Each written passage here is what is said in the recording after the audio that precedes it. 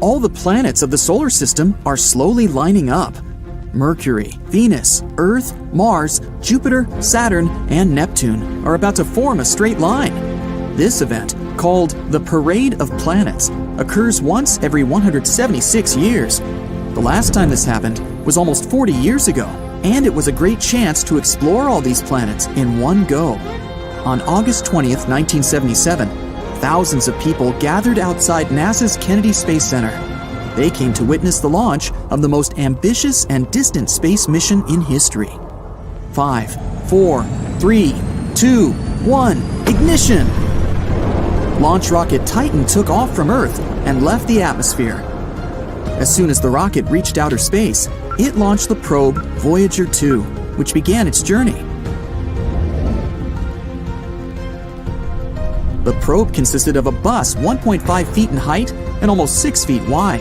On top of it, there was a round 12-foot wide antenna. Most of the scientific equipment was mounted on a boom that extended 8 feet outward.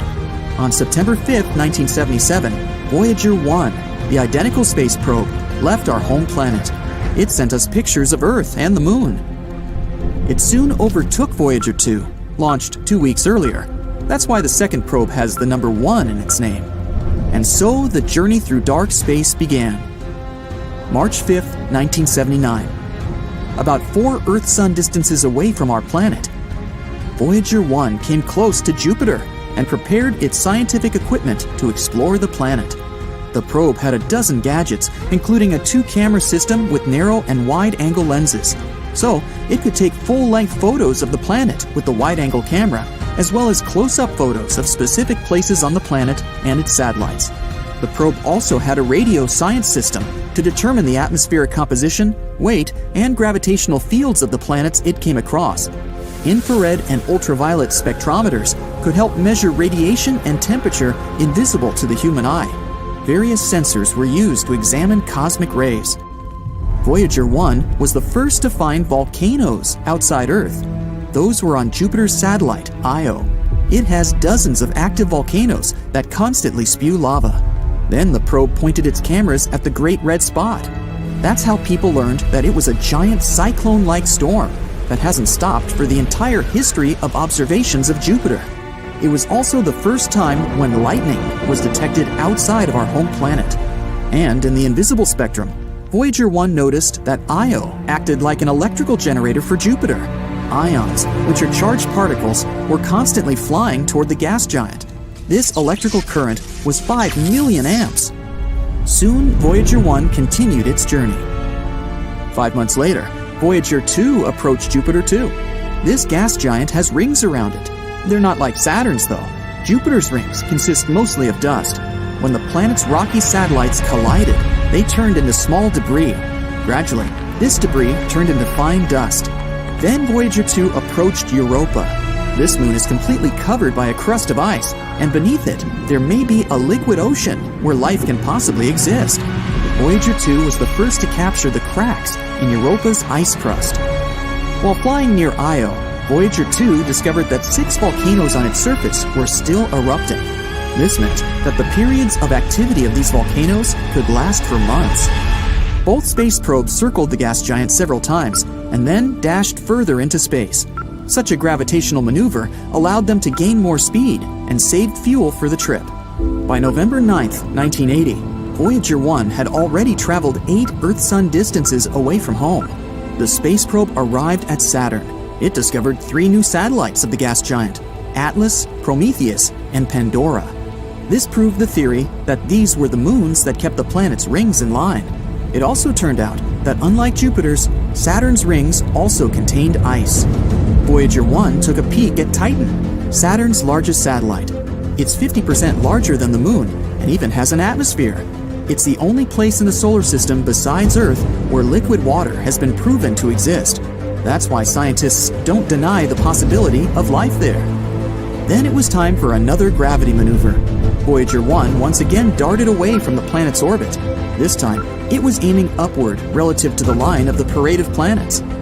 Almost a year later, Voyager 2 arrived there. It made a flyby of several of Saturn's icy satellites. Supposedly, a long time ago, these moons collided and knocked huge chunks of ice and rock out of each other.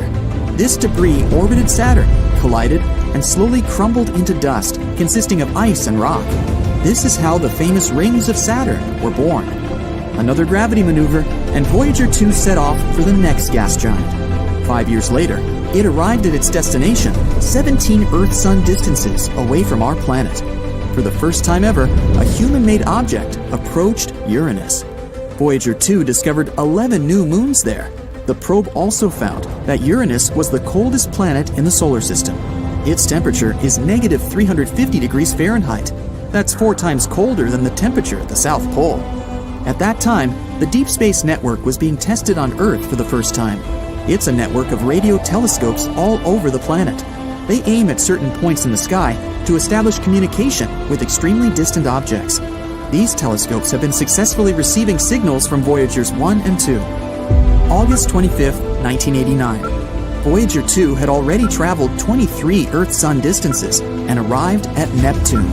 It was the first time people received images of this blue planet from such a close distance. The probe discovered 6 new moons there and also took the first pictures of the planet's rings. Engineers then turned off the probe's cameras to save power for its main computer and the instruments that measure the solar and interstellar wind. Voyager 2 left Neptune and headed into deep space. That's why it no longer needed the cameras. A few months later, Voyager 1 sent its last photo back to Earth. It was a family portrait of our entire solar system. Every pale dot was a planet. You can barely recognize Earth in the picture. After that, the camera was turned off to save power. This was the start of the interstellar mission for Voyager 1. For 15 years, Voyager 1 had been flying to the edge of the solar system. On December 16, 2004, the probe passed through the termination shock.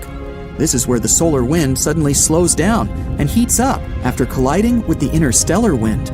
The space probe managed to endure this test and continued its journey. In 2007, Voyager 2 crossed the same boundary. At that point, sensors recorded a temperature of about 266 degrees Fahrenheit, but the probe managed to withstand it and continued its journey through the dark cosmos. Both Voyagers moved through interstellar space in different directions. They discovered that the heliosphere, the solar wind bubble, is not perfectly round, but more like an egg. August 25, 2012. Voyager 1 became the first human-made object to enter interstellar space. It's now also the most distant artificial object in human history. On November 5, 2018, Voyager 2 also left the solar system. The 2 probes continued their journey into deep space. Right now, the Voyagers have been operational for 44 years. Voyager 1 has traveled 153 Earth-Sun distances and is moving forward at 38,000 miles per hour. In about 300 years, the probes will reach the Oort cloud. This is a hypothetical region around the solar system with nothing but asteroids and blocks of ice. Scientists believe they might reach the nearest stars in the next 40,000 years.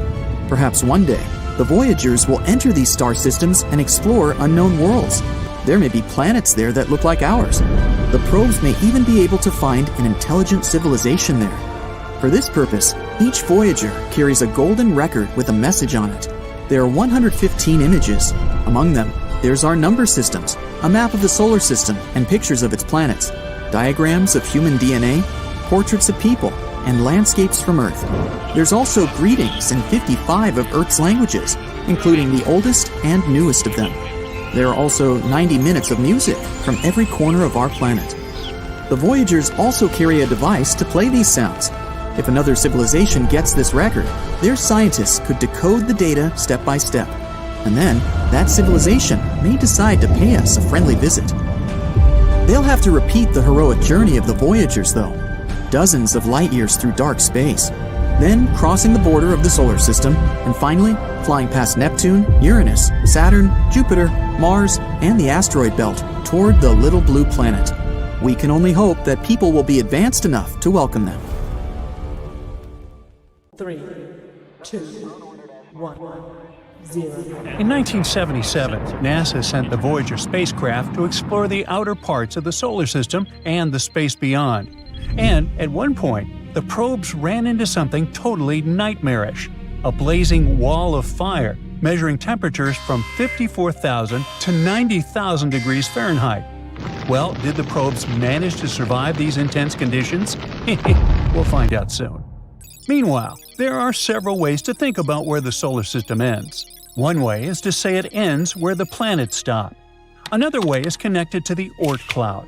That's a giant group of icy objects far beyond the planets, the farthest region of the solar system. It is extremely distant, maybe a quarter to halfway to the nearest star. To understand such huge distances, scientists often use something called the astronomical unit, or AU. 1 AU is the distance between Earth and the Sun. For comparison, Pluto orbits between about 30 to 50 AU from the Sun. The inner edge of the Oort cloud is thought to be much, much farther away, and the outer edge could be even further away. These distances are very hard to imagine. My little brain sputters when considering such. Now, we can also measure them in time instead of miles. NASA's Voyager 1 spacecraft makes almost 1 million miles per day. At that speed, it would take about 300 years to reach the Oort cloud, and maybe 30,000 years to reach its outer edge. Now, one more way to define the edge of the solar system is by the Sun's gravity. It might be the area where the Sun can still pull objects back toward it. And finally, we can define it by considering the heliopause, the boundary where the Sun's influence ends. You see, the Sun constantly sends out charged particles in a flow called the solar wind. This wind moves past all the planets and reaches about 3 times the distance to Pluto. The solar wind creates a giant bubble around the Sun and planets called the heliosphere. The heliopause is the outer edge of this bubble, where the solar wind meets the wind coming from other stars, called the interstellar wind. Here, the pressures from the solar wind and the interstellar wind balance each other. This causes the solar wind to turn back and flow along the tail of the heliosphere. As the heliosphere moves through space, it creates a bow shock, similar to the wave that forms in front of a ship moving through the water.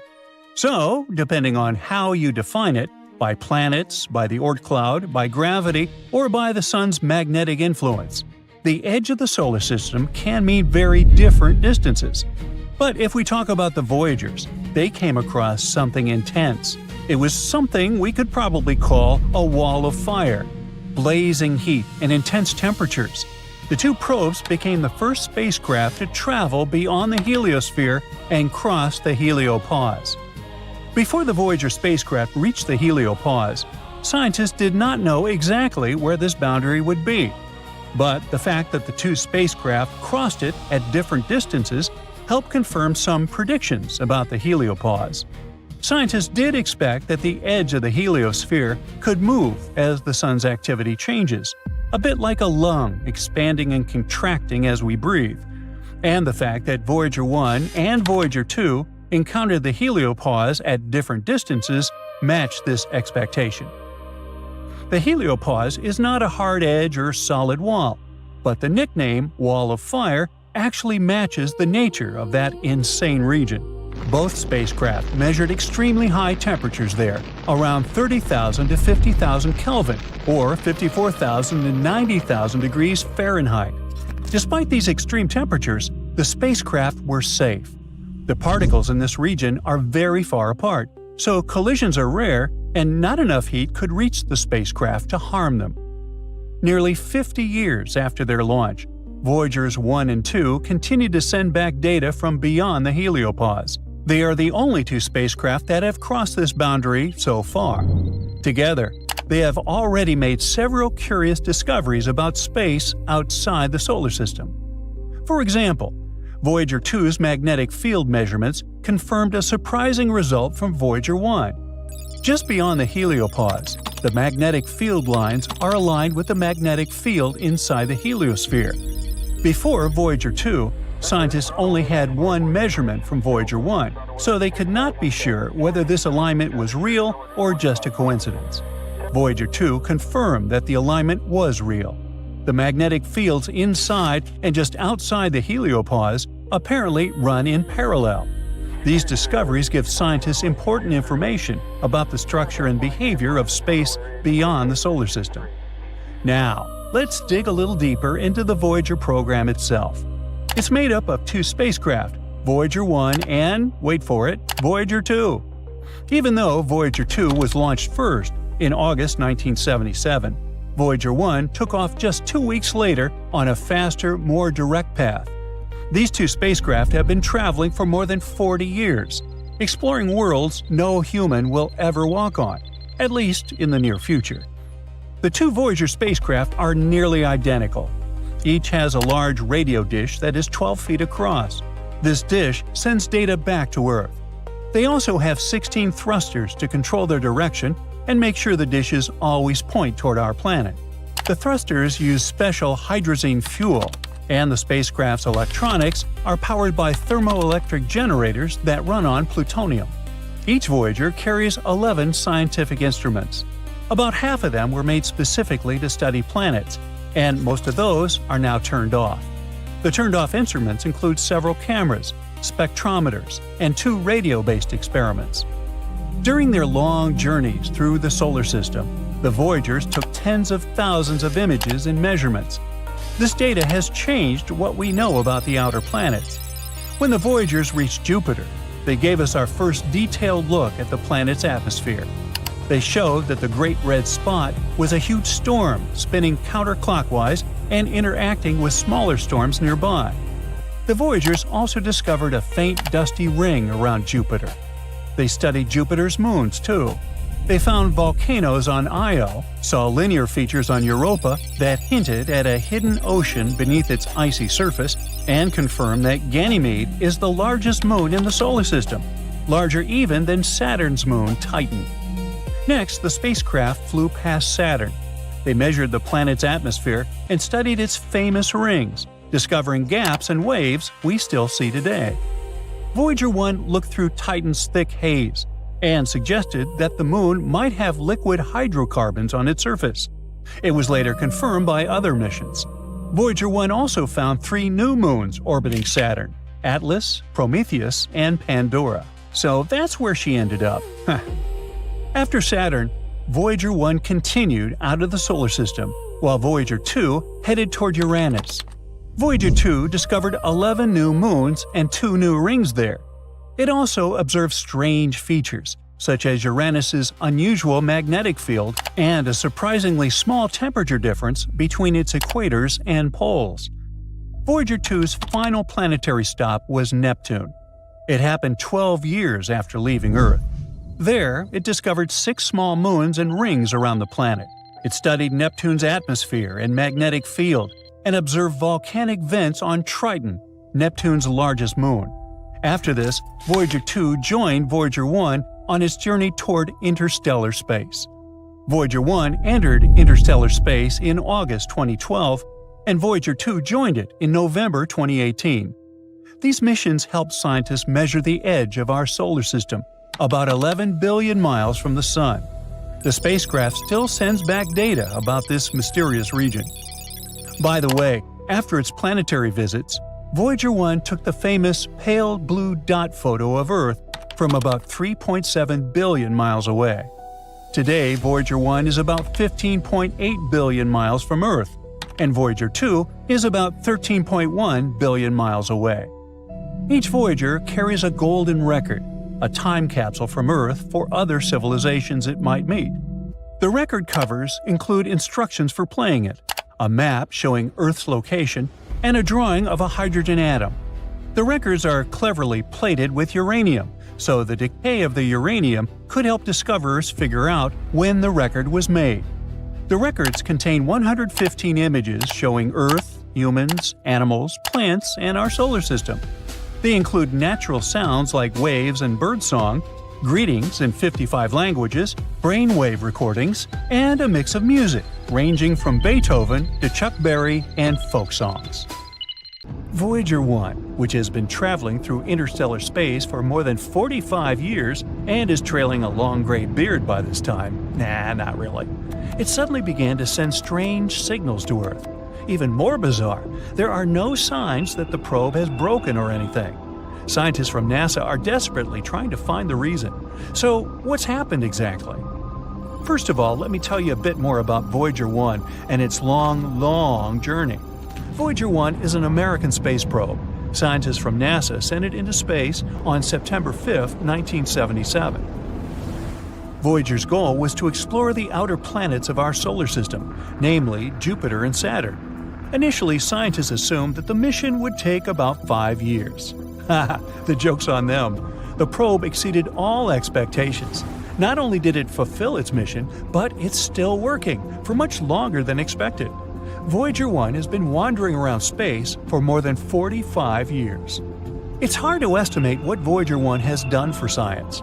Firstly, it successfully sent a lot of photos of Jupiter and Saturn to Earth. By the way, you can even check out these photos yourself.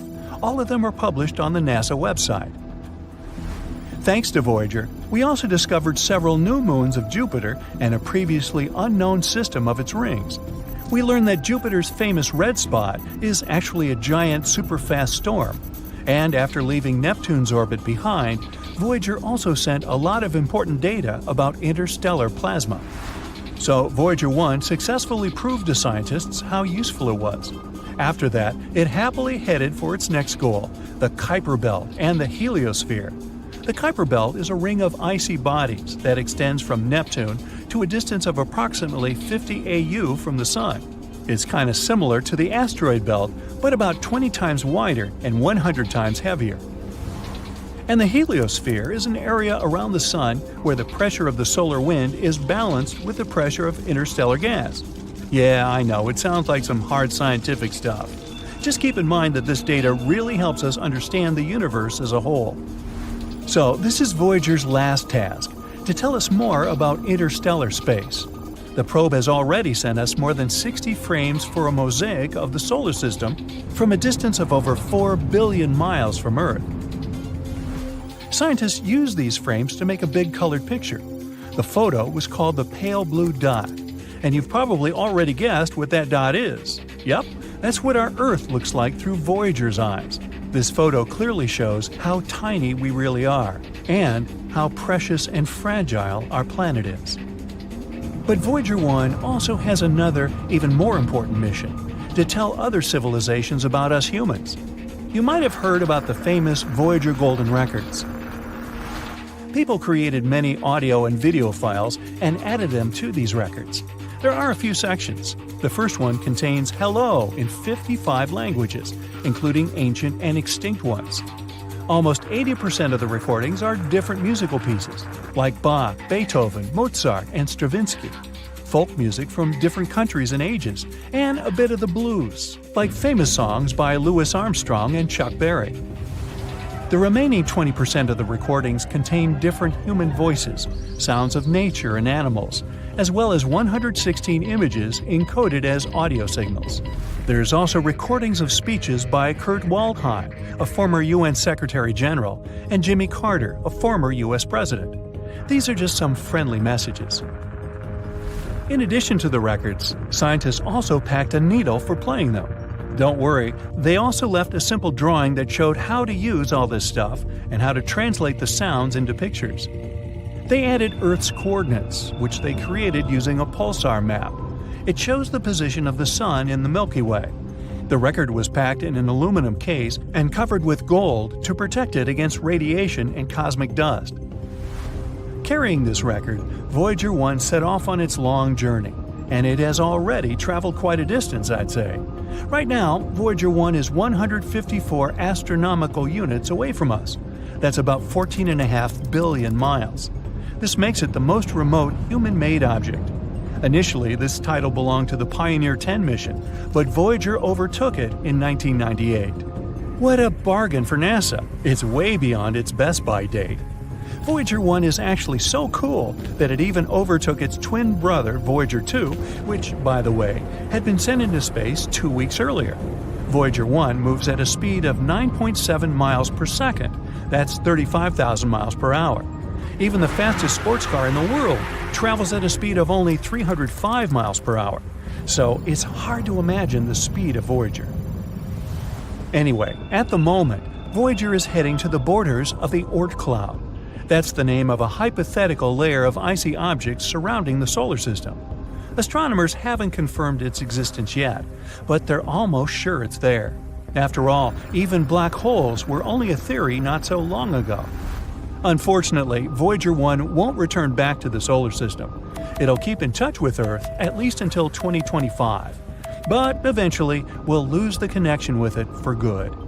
In 300 years, it'll reach the borders of the Oort cloud, and in 30,000 years, I won't be around then, it'll finally leave the solar system. And if nothing happens to it along the way, in another 10,000 years, Voyager 1 will approach red dwarf star Gliese 445 in the Giraffe constellation. In the future, the probe will probably keep wandering around the Milky Way galaxy. And now, let's finally discuss the mysterious signals part. So, what happened? Well, a rather unusual thing. NASA's Jet Propulsion Laboratory, which monitors and controls both Voyagers, reported this problem in May 2022. Our veteran spacecraft suddenly began sending strange data to Earth. The whole situation puzzles even engineers from NASA. Now, I bet you're thinking, come on, the thing just probably broke down or something.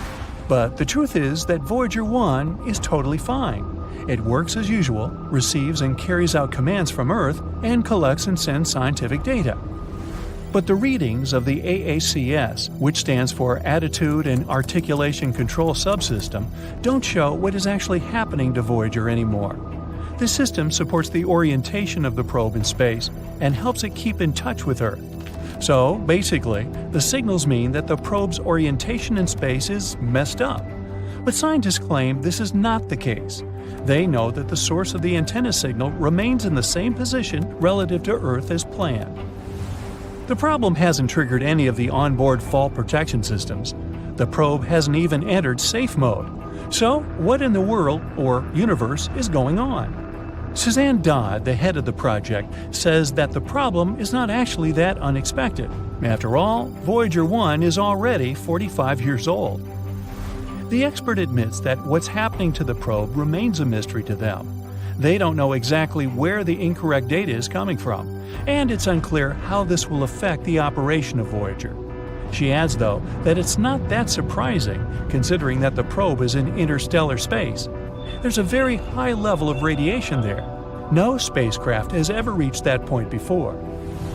Scientists from NASA say they'll keep closely monitoring the data coming from Voyager 1 until they figure out the problem. If they find it, the management team will try to fix it. Otherwise, the team will have to adapt to the new conditions. It might not be enough just to understand the problem, though. It takes as much as 20 hours and 33 minutes to receive the signal from Voyager, and it takes the same amount of time to respond to it.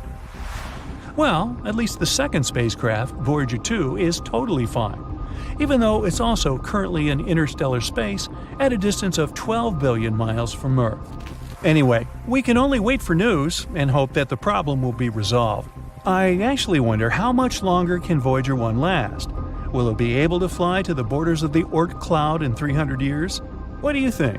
I'd like to hear your thoughts in the comments. Did you know that the moon is rusting? No, not rustic, rusting. Well, that sounds impossible because rust needs oxygen, and the moon, well, it doesn't have it. Or so we thought. Apparently, Earth is leaking its air, and it's marinating the moon. It might have been like that for billions of years. What does this mean? And why do scientists say it's great news for a future lunar base? Well, let's find out. A few years ago, the Indian Space Research Organization sent a probe called Chandrayaan-1 to orbit the moon. Its mission was to take some nice pictures, but it also was carrying a NASA-built instrument designed to chemically map the surface. The readings came back showing something scientists didn't expect on the moon: hematite. It's an iron oxide, or in plain words, rust. It's the same red, rusty material that eats through your garden fence or a forgotten bicycle chain. Finding rust on Earth is normal because our planet is wet and airy. You need a strict recipe to make it happen. You need iron, you need water, and you need oxygen. The moon already has the first ingredient for rust because its surface is rich in iron from billions of years of asteroid impacts. But the other two ingredients are missing. There is no atmosphere to provide oxygen, and there is no liquid water gathering on the surface. But it goes beyond that. Space actually hates rust. The sun constantly blasts the moon with the solar wind, a stream of fast particles made mostly of hydrogen. Well, these particles tend to strip oxygen away from rocks instead of adding it. All of that makes it obvious why hematite doesn't belong anywhere near our satellite. But these results don't lie. The presence of hematite means that somehow, despite the vacuum and the sun's particle stream, the moon is getting a steady supply of oxygen. It's not coming from deep space or the lunar core. Also, the rust isn't spread evenly. The data showed that the hematite is more concentrated on the side of the moon that faces Earth. The far side is mostly clean. Now, the only oxidizer close enough to do the job is Earth. We learned at school that Earth's atmosphere ends at the Kármán line, about 62 miles up. That's where space officially begins. But that's just the thick part. In reality, Earth is wrapped in a gigantic invisible cloud of hydrogen called the geocorona. It's enormous. It glows in ultraviolet light, and it stretches almost 400,000 miles into space. That's farther than the moon's orbit. This means that despite being very far away, the moon is still within the outer edges of Earth's atmosphere. If you were standing on the moon, looking back at Earth with a telescope that can see ultraviolet hydrogen, Earth wouldn't look like a blue marble. It would look like it's wearing a huge, fuzzy, glowing halo. Now, when we picture Earth and the moon, we imagine a huge, clean gap between them. Two worlds separated by nothing. But that nothing isn't actually empty. The two are already connected by gravity, tugging on each other nonstop. But there's another kind of connection most people never think about. Earth is surrounded by an invisible force called a magnetic field. It's created deep inside the planet and stretches far out into space. We don't see it, but it's the reason compasses work and the sun doesn't strip our atmosphere away. This magnetic field doesn't just stop at Earth's surface. It doesn't sit there like a perfect bubble either. The solar wind pushes on it non-stop, stretching it out behind Earth into a long magnetic tail that reaches hundreds of thousands of miles into space, like a tail trailing behind a moving comet. That tail is how Earth's oxygen ends up on the moon. The sun slams into Earth's upper atmosphere, knocking oxygen and nitrogen atoms loose and turning them into charged particles. Normally, they drift off into space, but because they're charged, Earth's magnetic field grabs them and sends them backward, down the magnetic tail. Most of the time, the moon is off to the side doing its own thing. But once a month, right around the full moon, it slides straight into Earth's magnetic ponytail. Inside that tail, Earth blocks the harsh solar wind and gives the moon a few days of calm. But it's still moving straight through particles leaking from Earth. Those particles collide with the surface and react with the iron in the soil. Repeat that long enough, and it adds up. Earth loses tiny traces of its air, and the moon quietly collects them, using its weak gravity like a slow, patient net. It's like driving behind a dirty truck. Dirt flies off of it, but you don't really notice until it starts sticking to your windshield. The same thing happens on the moon, except, no windshield. We actually have proof of this happening in real time. A Japanese probe called Kaguya was hanging out in lunar orbit, and its sensors spiked when the moon passed through Earth's magnetic tail. It detected a surge of high-energy oxygen ions. Scientists call it the Earth wind. It acts like the solar wind, except instead of being hot particles from a star, it's made from leftovers of our own atmosphere. And this suddenly makes the moon part of a much bigger story. Scientists think this kind of atmospheric escape can help explain what happened to planets like Mars. The red planet doesn't have a global magnetic field today, but long ago it probably did. When that shield failed, its atmosphere had a much easier time leaking away. Studying Earth and the moon is like watching a version of that process on replay, just in slow motion. And it's not unique. Near the edge of the solar system, Pluto's thin atmosphere is slowly being stolen by its moon Charon. Ooh, larceny in space. Pluto's gravity is so weak that its atmosphere stretches far into space. When those gas particles drift close enough, Charon's gravity simply grabs them. No magnetic field needed, just a leaky planet and a nearby moon pulling the material away. Now, when the Apollo astronauts brought lunar soil to Earth, it was already loaded with hydrogen from the solar wind. The sun sprays the lunar surface with hydrogen, and over time, that hydrogen gets baked straight into the dust. That's the H, but you still need the O2 to create water. The regolith may already contain trace amounts of oxygen locked into minerals and dust, not as ice, but as something that can potentially be processed. It would mean that regolith is not just a nuisance that destroys gear and rovers. For a future lunar base, even small amounts matter. Water is heavy. Launching it from Earth is a nightmare. If the moon can supply even part of what astronauts need, it could make a difference. Now, another cool side effect of this discovery is that drilling into the moon could tell us more about Earth's history. You see, our planet is terrible at keeping records. It's like a giant recycling machine. It's always changing. Tectonic plates grind the crust down and melt it into magma. Winds and rains erode rocks. The air that we breathe now is different from the one that was around 2 billion years ago. Now, we can guess what the ancient atmosphere was like, but we don't have a physical sample. The moon is the complete opposite. It's cold and static. When those Earth particles land on the moon, they get buried under dust and stay there. They're trapped in the crystal lattice of the soil. Think of the lunar surface like an ice core in Antarctica. The deeper we dig, the further back in time we go. If we drill a core sample on the moon, we might, theoretically, find layers of oxygen and nitrogen from 2.5 billion years ago. That is right around the Great Oxidation Event, when microbes first started pumping oxygen into our atmosphere. That could tell us something we don't know. It could prove that life started earlier than we thought. It could show us exactly how a dead planet turns into a living one. That's another answer you can give the next time somebody asks why we should go back to the moon. Also define the green cheese. Hey, just Google it.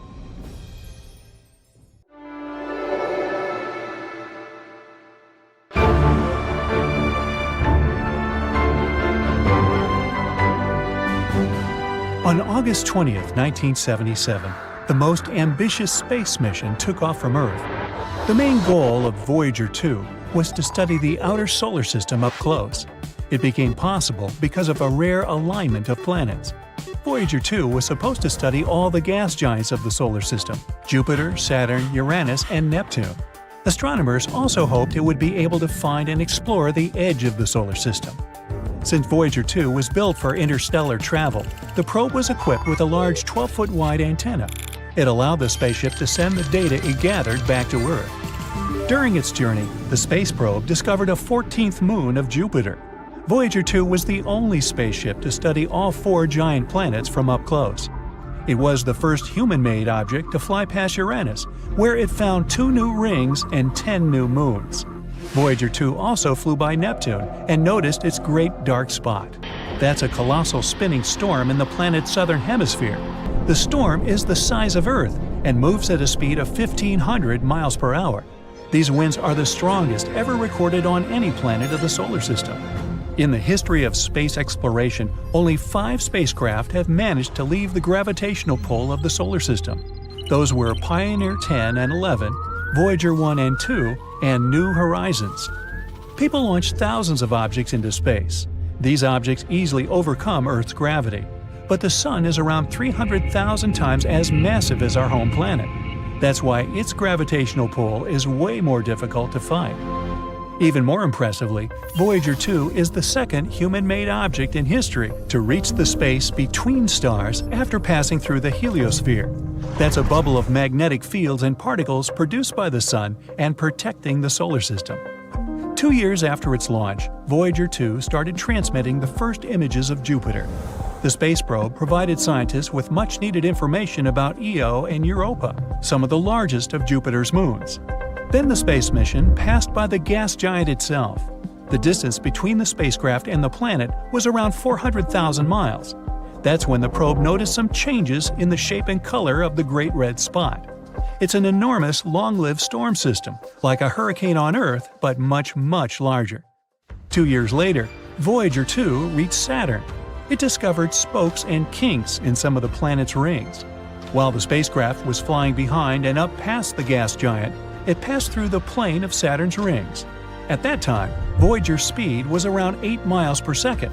For several minutes, the probe was hit by thousands of micron-sized grains of dust. This kept shifting the probe's direction, and its control jets had to fire many times to stabilize the vehicle. After Voyager 2 explored Uranus and Neptune, it headed out of the solar system. Its instruments were put in low power to save energy. In August 2007, the spacecraft passed the terminal shock. It's the boundary marking the outer limit of the Sun's influence. Here, the solar wind slows down. In the summer of 2013, the probe reached interstellar space. Now, when it comes to sending and receiving signals in space, there are 3 factors you should keep in mind: distance, power, and time. The farther away a spacecraft is, the farther a signal has to travel before it reaches it, and the longer it takes for this signal to catch up with the spacecraft. And when it finally gets there, it's extremely weak. Another problem is that once the spacecraft is launched, it can't be upgraded. It's literally stuck with the technology it was outfitted with. Plus, such spaceships as Voyager 2 are powered by radioactive fuel. When special material radioactively decays, it releases heat that gets converted into electricity. Unfortunately, the more material decays away, the less power the spacecraft has for receiving and transmitting radio signals.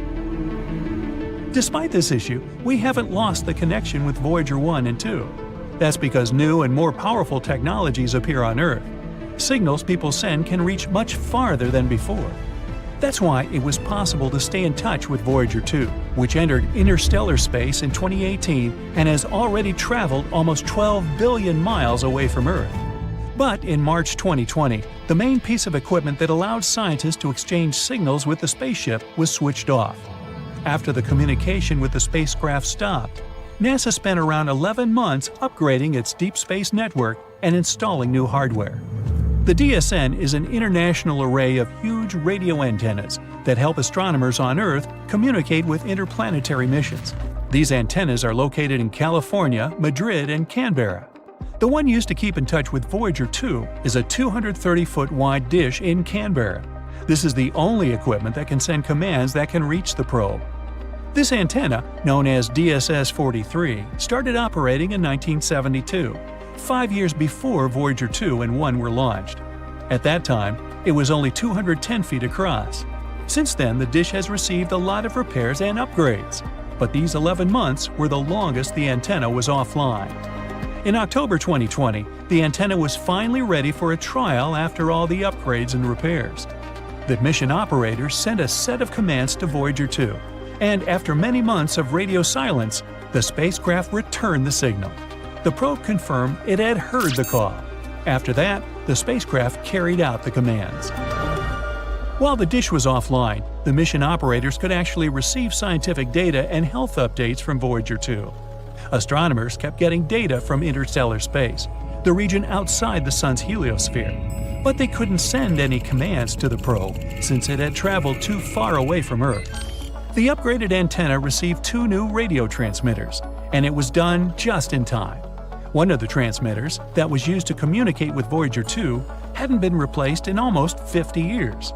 The antenna also got new cooling and heating equipment and other electronics necessary to support the advanced transmitters.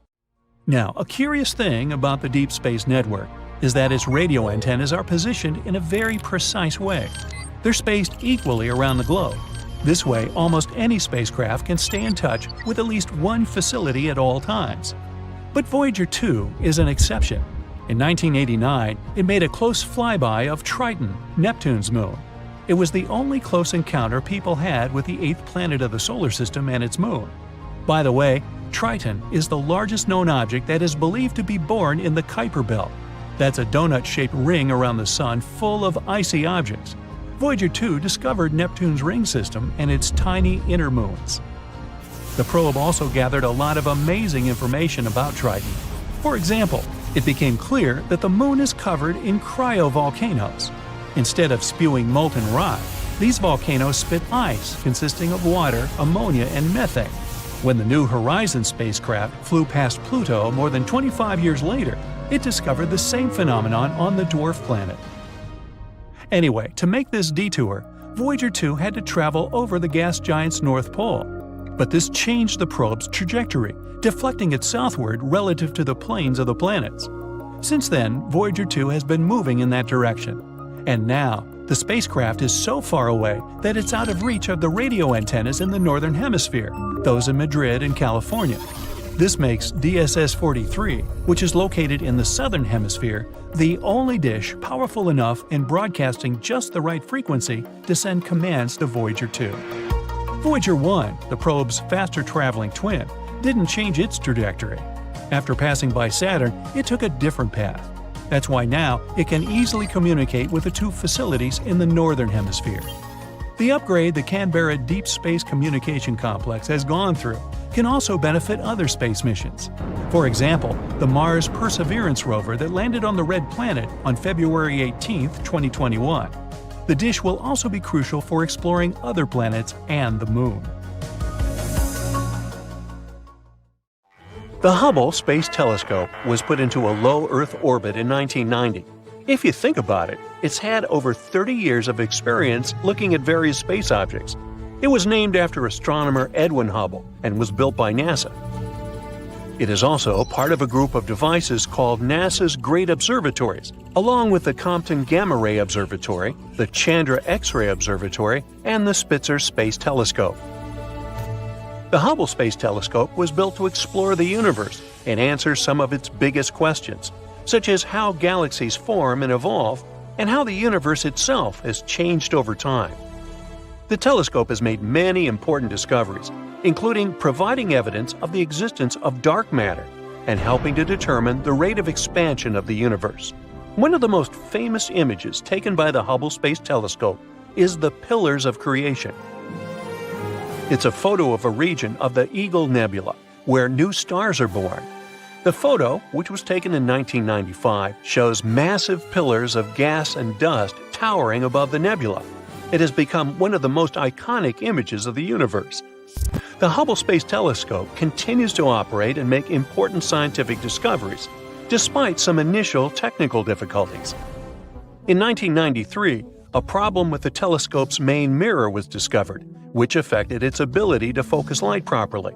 A repair mission was sent to the telescope in 1994 to fix the problem, and since then, the telescope has continued to work perfectly. One of the more interesting discoveries made by this amazing telescope is actually pretty recent. A report based on the data from the Hubble Space Telescope shows that there is a faint glow in space around the solar system that cannot be explained by anything we know to exist. Because they have yet to figure out the source, astronomers call this mysterious glow ghost light. We don't know that this light is not coming from the stars or galaxies near the solar system, nor is it coming from dust on the solar system's plane. The researchers aren't sure what the source of the light is, but they think it might be tiny particles of dust and ice left by comets. But it's only a theory that has not yet been confirmed. When we study the universe, we often find bright things like planets, stars, and galaxies. But from time to time, we discover some light coming from places where we didn't expect to see it, like from between planets. This light may be coming from deep within our solar system, and it may be a new phenomenon that hasn't been studied before. In other words, there may be something at the center of our galaxy that produces a lot of light. Spacecraft Voyager 1 also captured images showing a lot of light coming from the edge of our solar system.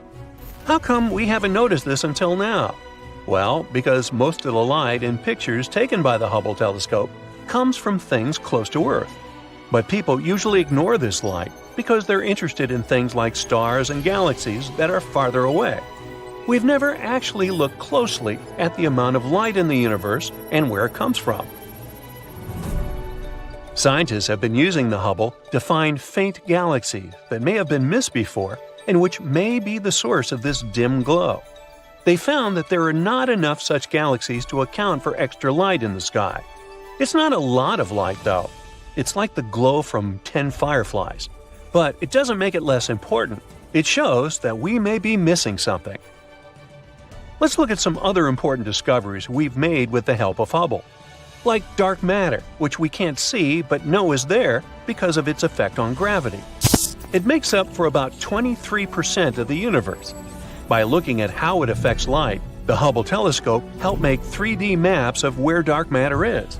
These maps show that dark matter seems to be getting clumpier over time, which means it behaves very similarly to how gravity does.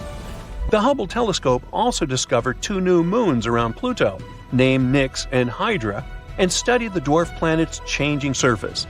Additionally, it's found the mass of planet Eris, which is larger than Pluto.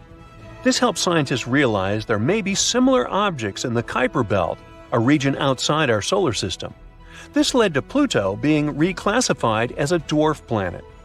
Further observations of these distant objects could help us understand the evolution of our solar system. Gamma-ray bursts are the most powerful explosions in the universe, and for a long time, no one knew where they had been coming from. Hubble helped us find out that these bursts happen in galaxies, producing a lot of stars and having few heavy elements. This suggests that gamma-ray bursts happen when big stars collapse into black holes. These galaxies have lots of big stars that fall apart quickly, and the stars there don't have much heavy stuff, so they can turn into black holes. In 1994, the Shoemaker-Levy 9 comet collided with Jupiter. Hubble captured the whole event in detail, like a resourceful journalist. The impact broke the comet into a lot of small pieces, which resulted in 21 other visible collisions. The largest impact created a fireball and a dark spot on Jupiter's surface. Hubble's observations not only sparked public interest in cosmic impacts, but also provided new insights into Jupiter's atmosphere. To move forward with our list of discoveries made by the Hubble telescope, we also need to talk about black holes. There are points in space where gravity has so much force that even light cannot escape it. The gravity becomes so strong that matter gets squeezed into a very small space. We know that this can happen when a star, like the Sun, nears the end of its life. At the beginning of its life, a star's hydrogen ignites in its dense hot core. Because of gravity, it tries to draw its own mass into a tiny point. As long as it has the energy generated by the hydrogen fusion, it also pushes outward. If we look at it this way, the life of a star depends on a delicate balance between these forces, and it can last millions or even billions of years. Once that energy is exhausted, the only force remaining is that of gravity. So, some stars become black holes. Since light itself cannot escape its pull, we can't visualize black holes. For the human eye, they are invisible. We need special tools and unique telescopes to help us point them out in the universe. Hubble found that most galaxies with a central bulge of stars likely have supermassive black holes. It also noticed a strong connection between the size of these black holes and their host galaxies, which might help us understand how the universe has changed over time. Then, what is a supermassive black hole, you might ask? Go ahead, ask it. It is a very large black hole that is typically found at the center of a galaxy. It is millions or even billions of times more massive than our Sun. These black holes are so powerful that they can swallow stars and even entire galaxies. Scientists are still exploring these mysterious objects, but they believe that they play a crucial role in the formation and evolution of galaxies. Now, before Hubble, we really didn't know how old the universe was. It often led to weird paradoxes, like the one where stars discovered by astronomers were older than the universe itself. But by figuring out the approximate rate at which the universe is expanding, Hubble helped us narrow down its age, which is about 13.75 billion years. Trying to figure out the exact age of the universe is an important question. That's because most astronomers think that the universe has not existed forever, but appeared in one really hot and dense fireball called the Big Bang. I wasn't around then. Yes, we have maps, we have math, and we have the laws of physics. We also know how stars burn and how black holes eat light. Let's be honest, we like to think we understand the universe and feel pretty confident about it. And now imagine that all of that is correct and wrong at the same time. There are specific spots in deep space that shouldn't exist. We're talking about places that are too big, too empty, or too powerful for our science to handle. When astronomers look at them, the data doesn't just look weird, it looks broken, like a glitch in a video game. So, forget the standard textbook stuff. Today, we're looking at anomalies. The places where science hits a wall and the mystery begins. So, maybe in the end, we will find out that we do, in fact, live in a multiverse? First, let's talk about speed. We can assume that right now you are sitting still, but you aren't. Earth is moving, the sun is moving. Our entire galaxy, the Milky Way, is rushing through space at over 1.2 million miles per hour. To put that in perspective, at this speed, you could travel from Earth to the Moon in about 10 minutes.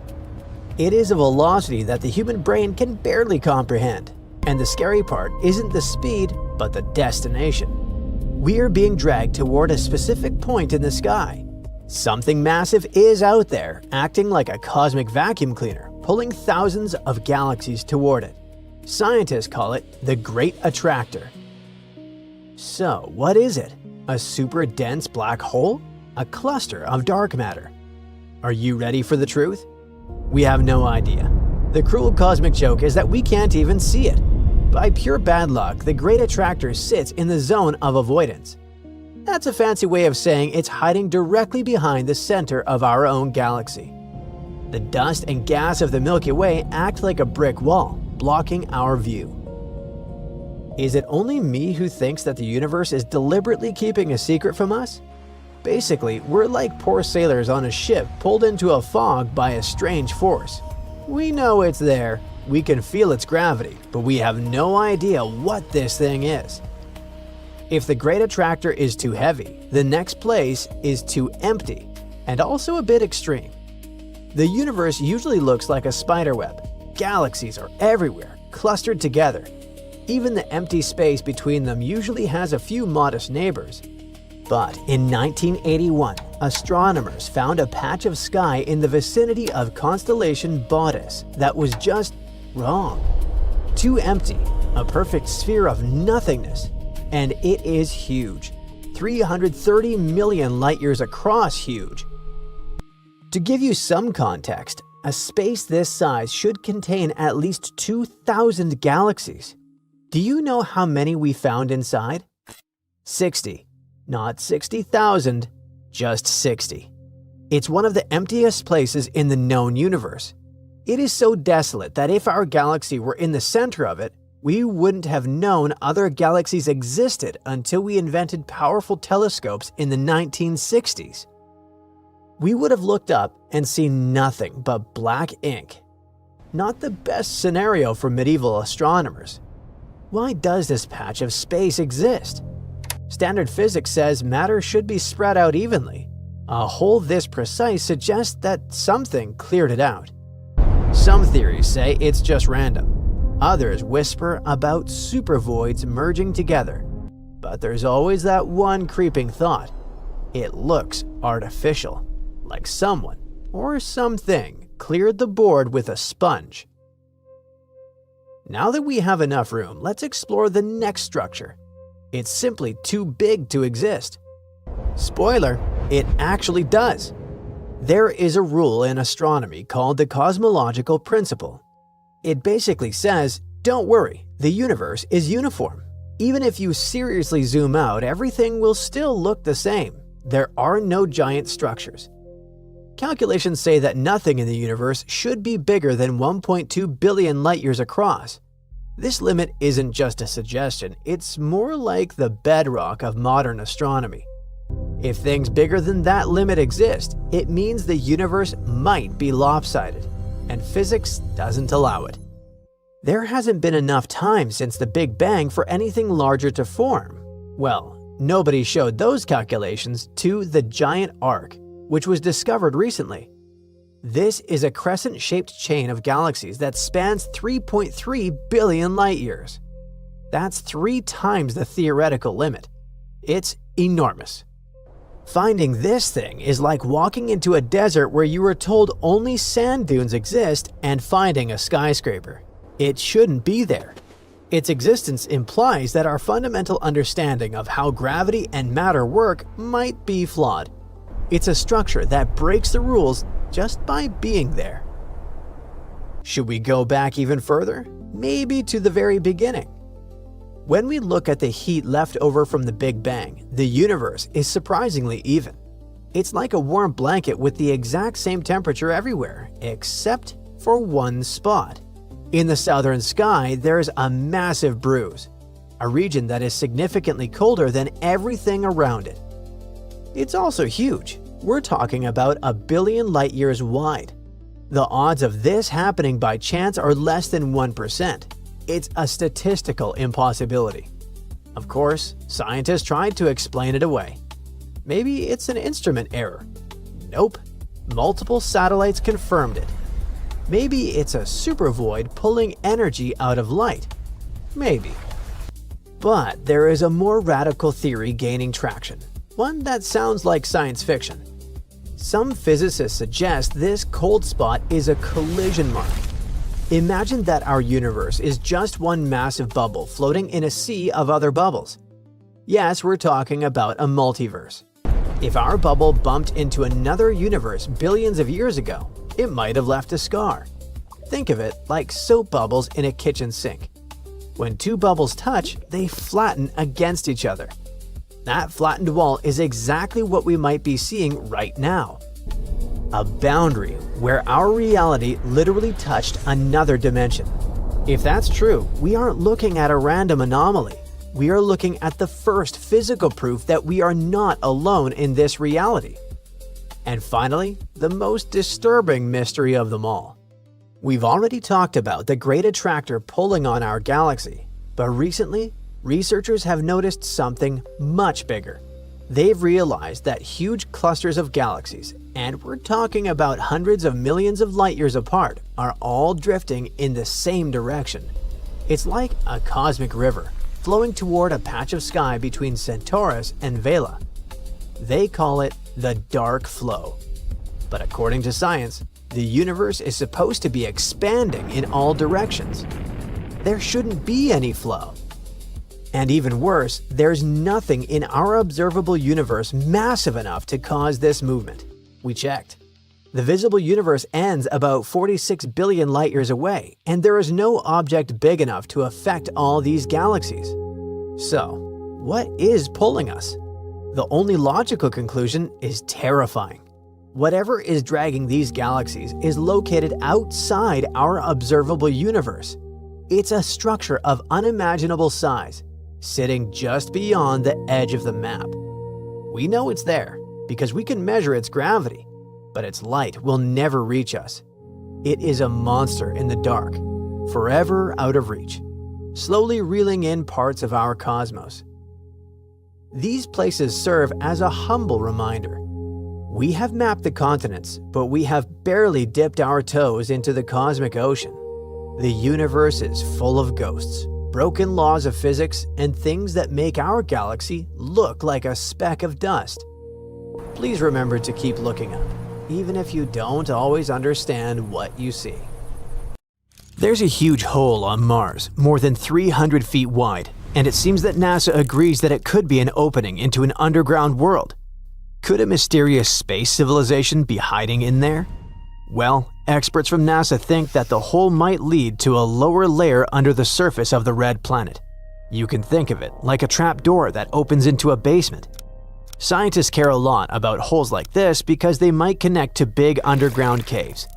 These caves would be hidden from the surface and could be safer places for life to exist. You see, Mars' surface is a rough place. It's freezing cold, extremely dry, and constantly hit by radiation. Meanwhile, underground spaces are different. They're like natural shelters, protecting anything inside. That's what makes them some of the best places to look for signs of life on Mars. Interestingly, NASA is usually very careful when talking about life on other planets. Until now, Most researchers have been focusing on tiny life forms like microbes, which might be hiding in frozen oceans on nearby planets and moons. But now, scientists really think this hole could lead to huge underground caves. If that's true, besides looking for signs of life, this spot could become a target for future astronauts, since the caves could turn into great shelters and even a Martian base. The photo with the hole isn't new. It was taken in 2017 by the Mars Reconnaissance Orbiter. In the image, we can see many holes scattered across the ground. The area basically looks like Swiss cheese. Most of the holes have dark, dusty ground under a thin layer of light-colored frozen carbon dioxide, aka dry ice. But one hole stands out from the rest.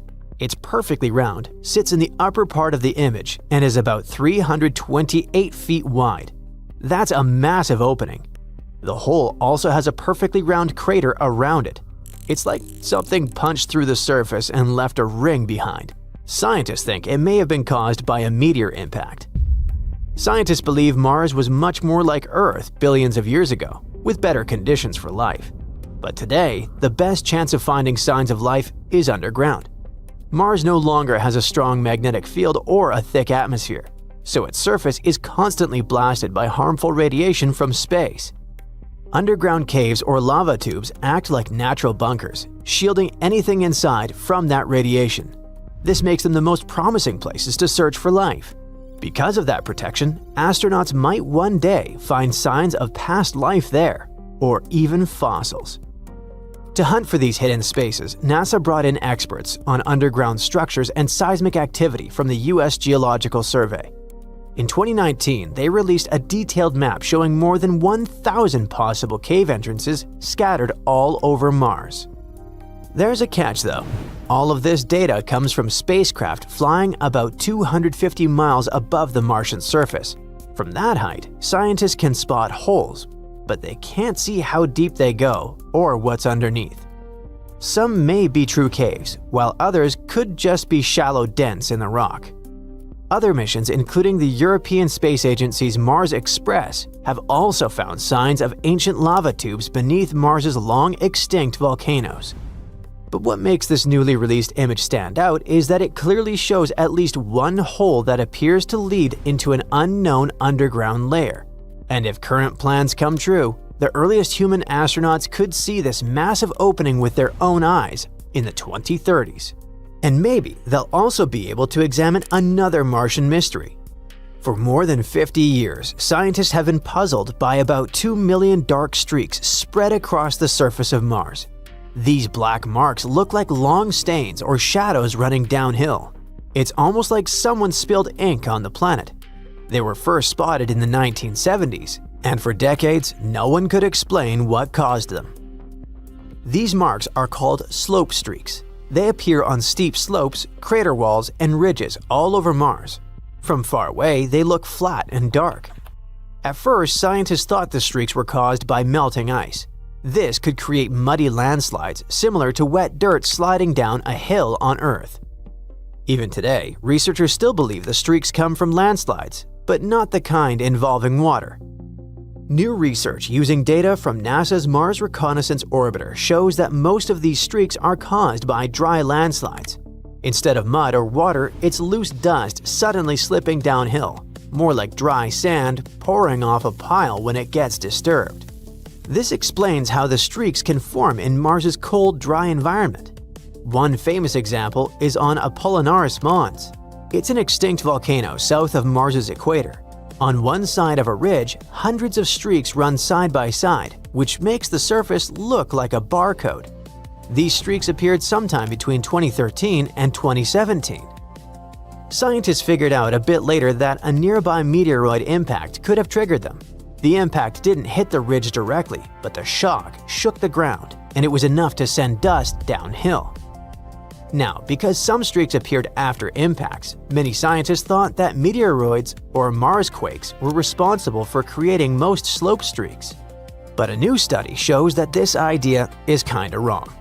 The study in question looked at about 2.1 million slope streaks. They were photographed by NASA's Mars Reconnaissance Orbiter over a long period, from 2006 to 2024. Scientists have estimated that Mars has around 1.6 million slope streaks in total. But some streaks have been counted more than once because they appear in different image sets. So, after analyzing all this data, researchers have concluded that almost all new streaks form because of wind and dust, not impacts or quakes. Look, seasons change on Mars and winds slowly move dust and sand. When that loose material suddenly slips downhill, it leaves behind a dark streak. It's like brushing dust off a surface and revealing a darker layer underneath. Meteoroid impacts and Marsquakes do create some streaks too, but only in very specific spots. Overall, they play a very small role. Less than 0.1% of new slope streaks are caused by impacts and Marsquakes. The analysis has also shown that slope streaks are not spread evenly across Mars. They're grouped into 5 main regions. In each of these areas, new streaks usually form during times of the year when winds are strongest. There's a key tipping point called the dust movement threshold. Once winds get strong enough to lift and move dust, the loose material on slopes becomes unstable. When that happens, dust can suddenly slide downhill, creating a dark streak. This is similar to how strong winds on Mars can kick up dust and form spinning columns called dust devils. They're like small tornadoes moving across the planet's flat plains. One reason this mystery took so long to solve is that these streaks form when scientists can't easily see them happen. The conditions that create new streaks usually occur around sunrise and sunset. And because this phenomenon happens in low light, no spacecraft has directly watched a streak form in real time. The study also calculated how often new streaks appear. On average, about 0.5 new streaks form each year for every existing streak. And since Mars has around 1.6 million slope streaks, that's roughly 80,000 new streaks forming every year. Most streaks seem to stick around for several decades before they slowly fade away. However, scientists don't yet have enough long-term data to be completely sure. Another cool discovery: even though slope streaks cover less than 0.1% of Mars's surface, they may be one of the biggest sources of dust in the Martian atmosphere. In other words, these small-looking features may play a much larger role than we expected. That's why understanding how slope streaks move dust around Mars is important. Mars's dust affects weather, visibility, and even how much sunlight reaches the ground. That matters a lot for future human colonies, which would need stable conditions to survive and operate safely.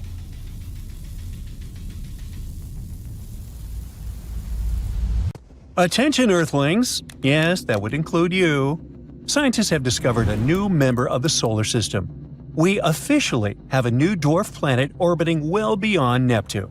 But that's not all. Despite being small and unremarkable, this object, called 2017 OF201, I know it's a goofy name, might hold the key information about the speculated existence of Planet 9.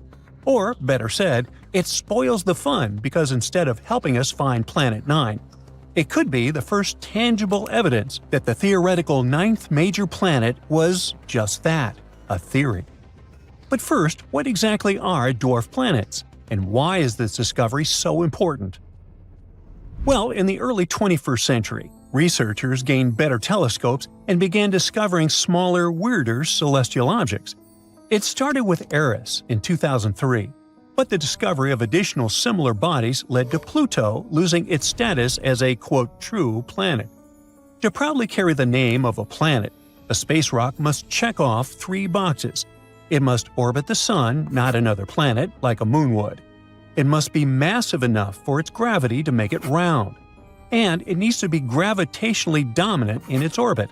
In other words, an object should be able to clear out most other objects in its path by absorbing them, slinging them away, or influencing them in some other way, like paying them off. Hey, just kidding. Imagine a giant, powerful truck driving in its own lane, pushing smaller cars aside. Hey, sounds like my commute. Although Pluto is orbiting the Sun and has the needed elliptical appearance, it's in the Kuiper Belt, a region full of icy objects. Because it can't clear its orbit, researchers realized that Pluto was not that different from many other similar bodies known as trans-Neptunian objects or TNOs. There are well over 5,000 known TNOs out there, with only 1,000 being officially numbered, meaning they've been studied enough to have their orbits confirmed. Now here's where it gets interesting. A while ago, scientists noted a pattern. Many of these minor planets shared similar paths and tilts. This inspired a theory that those objects were influenced by some still undiscovered Planet 9, also known as Planet X. The proposed super-Earth would have a mass 5 to 10 times greater than Earth's. It would orbit far on the outskirts, possibly as far as 500 astronomical units, and like an invisible puppeteer, manipulate the orbits of TNOs with its gravity. Some of these objects get classified as extreme trans-Neptunian objects. Let's just call them ETNOs for short. ETNOs are minor planets with an average distance of at least 150 astronomical units from the Sun. They have eccentric orbits, which can't be explained by the gravity of Neptune, Uranus, Saturn, or Jupiter. This led some scientists to conclude that Planet X must be out there. Ooh. As the years went by and more TNOs were discovered, scientists began to notice that those newly found objects didn't follow the previously established patterns. Many TNOs and ETNOs discovered in the last 5 to 6 years didn't match the same orbital parameters. Of the 6,000 objects found orbiting beyond 30 AU from the Sun, many show no signs of being influenced by a hidden planet. Well, despite that, scientists still hesitate to admit that Planet X is just wishful thinking. Not only is discovering something new exciting, but a planet like that could also protect us by pulling in asteroids from deep space. It could help explain why our solar system looks so different from many others, where super-Earths and mini-Neptunes are common. It might even solve how the solar system was formed, how objects got scattered, and what's still hiding in the dark. Discovering Planet 9 wouldn't just be cool, it could reshape everything we know about the solar system. However, with the discovery of 2017 OF201, actually that's still a mouthful, let's call it OFI from now on. With the discovery of OFI, the whole Planet 9 theory seems to be on its last legs. So, what makes OFI so special, and how does it affect the idea behind Planet 9? The newly discovered member of our solar system is estimated to be about 430 miles in diameter. This places it in the dwarf planet category, certainly larger than many other trans-Neptunian objects, but still about 1/3 the size of Pluto. What stands out most is its elongated orbit around the Sun. It takes at least 25,000 years to complete one revolution. Its orbit brings it as close as about 45 astronomical units from the Sun, which is similar to Pluto's distance, and extends out as far as 1600 AU at its most distant point. This means it travels far beyond the Kuiper Belt and approaches the inner boundary of the Oort cloud. This orbit is not just extremely long, it's also highly eccentric, stretched out like a long oval. This puts it in a rare group of objects that travel to the most distant parts of our solar system.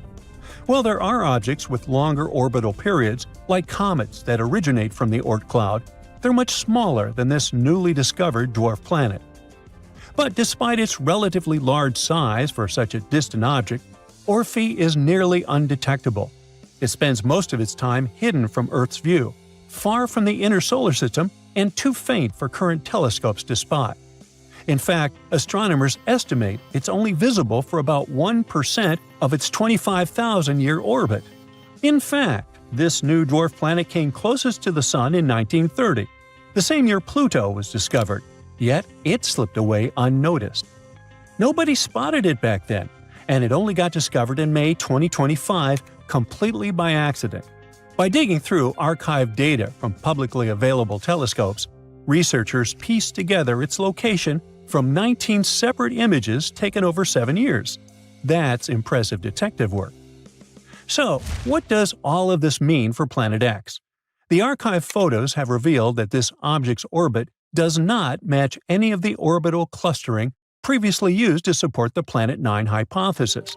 It doesn't belong to the same group as other ETNOs, and, more importantly, if a hidden planet is really tugging on celestial bodies, OFI should have been flung out of the solar system millions of years ago. If Planet 9 was where we speculated and had the predicted mass, then Ophi's current orbit wouldn't last. It would likely be altered or even destroyed within about 100 million years. However, its orbit appears stable and undisturbed, suggesting it has been like this for far longer. But wait, you exclaim. If the mysterious orbit of Ophi is not caused by an invisible giant planet, what else could it be? Well, space is full of surprises, and gravity isn't exclusive to planets. One idea is that the orbit has been stretched over time by galactic tides. Just like the Moon pulls on Earth's oceans, the Milky Way galaxy itself pulls ever so gently on everything in the solar system. It's a slow, steady force. But if you're far out enough, like Ophi is, even that gentle tug can twist your orbit over millions of years. Now, another possible explanation could be that a passing star may have come to our solar system a long time ago, especially during its formation. Back when the Sun was young and surrounded by newborn stars, one could have passed close enough to give some outer objects a gravitational nudge. That kind of flyby could have easily yanked an icy object into a stretched-out, tilted orbit. The third idea is that such unusual orbits are leftovers from the early solar system, when planets and debris were being flung all over the place. Some may have ended up in stable but extreme orbits, like Ophi, the dwarf planet. If something really is pulling on these distant objects from outside our solar system, something like the galaxy itself, then we lack models to explain it. It's remarkable that we've managed to spot Ophi in the first place. These objects only appear when close to the Sun, so we've likely seen just a fraction of what's out there. There could be hundreds or even thousands of similar rocks, all with strange orbits and mysterious origins. Which means the real mystery might not be a hidden planet, but the hidden world of space rocks quietly orbiting in the dark, waiting to be found. For thousands of years, people knew only about the planets Mercury, Venus, Mars, Jupiter, and Saturn, which they could see using simple telescopes, or even by the naked eye if conditions were good. But in the late 18th century, a famous astronomer named Sir William Herschel discovered a new planet that was icy blue in color.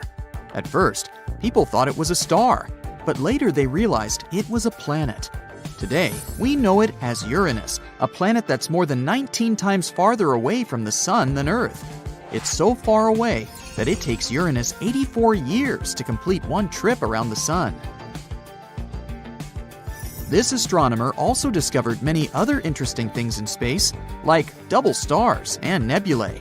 In the mid-1800s, scientists noticed something pulled Uranus and strangely tugged its orbit. They thought there must be another planet out there, and they used math to predict where it would be. Finally, in 1846, they found Neptune using a telescope. It was too faint to see with the naked eye because it was too far away from the Sun. It was all so exciting. Who knows how many other planets could be there, lurking in the darkness of our solar system? Back in the mid-1800s, astronomers noticed something unusual was happening in the sky. A small rocky planet named Mercury was behaving strangely. It didn't follow the predictable orbit that was expected of it. One of the astronomers was a brilliant French scientist named Urbain Le Verrier. He came up with a theory that there could be another planet in our solar system no one had yet discovered. It would be located somewhere between Mercury and the Sun. This hypothetical planet, which he named Vulcan after the Roman god of fire, would have an incredibly hot surface, and it could be a potential explanation for Mercury's strange behavior. He never surely claimed Vulcan was really the one thing disturbing the orbit of Mercury. But, excited by the possibility of discovering a new planet, astronomers all over the world took the idea of Vulcan. For a planet that didn't exist, people committed to developing ideas and getting information about it. Some scientists didn't think it was likely that they had missed another planet as big as Mercury. It would have been hard not to see it by then. But there was a tiny chance of a smaller planet existing inside Mercury's orbit that was too close to the Sun, so no one could see it. One theory said it was about 13 million miles away from the Sun. Mercury is the planet with the most eccentric orbit in our solar system. but the closest point it gets to the Sun is about 28.5 million miles. This means Vulcan would be under half of that distance. The theory moved on, saying that if Vulcan existed, it would orbit the Sun every 19 days and 18 hours, and its path would be tilted about 12 degrees relative to the path of other planets in our solar system. Vulcan's position at its furthest point from the Sun would still be too close to the Sun to be seen with the naked eye, even during twilight. The only chance of seeing Vulcan would be during a solar eclipse, or when it passed in front of the Sun, which, as the theory said, would be 2 to 4 times a year. They had a theory that this mysterious planet was so close to the Sun that it could only be seen during a total solar eclipse when the moon blocked out the Sun's blinding glare. So, every time there was an eclipse, scientists would peer at the Sun, hoping to catch a glimpse of Vulcan. They were trying really hard, but no matter what, they couldn't find this mysterious planet. Some astronomers claimed to have spotted it during eclipses, but no one could ever confirm or find evidence for that. The theory of Vulcan was left waiting for some better times. Einstein had a different idea. You know about his theory of general relativity, right?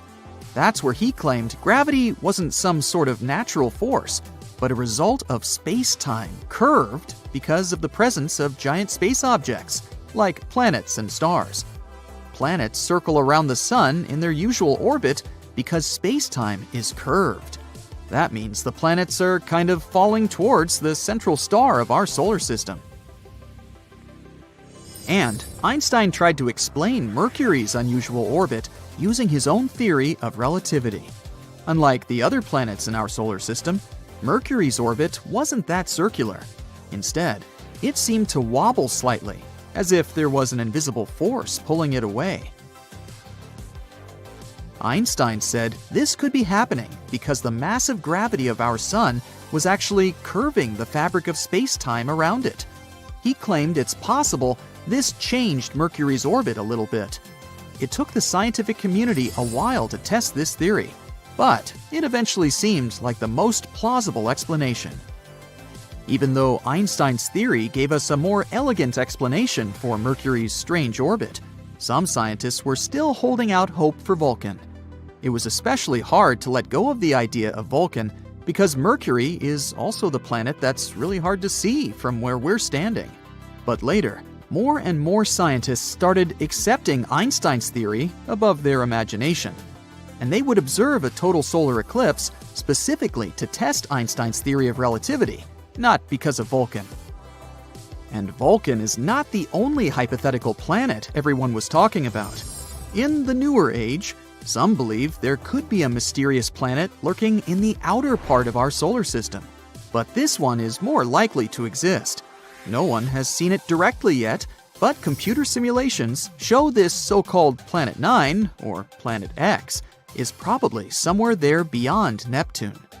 Neptune and Planet X could be similar in size. Planet X could be 10 times more massive than Earth and circles around our Sun in an elongated shape, which is on average 20 times farther from the Sun than Neptune. A year there may last between 10,000 to 20,000 Earth years.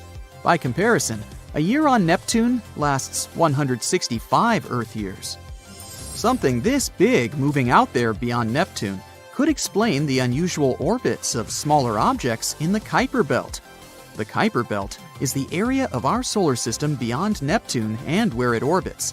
And there are most likely many asteroids, comets, and some other smaller bodies there, mostly made of ice.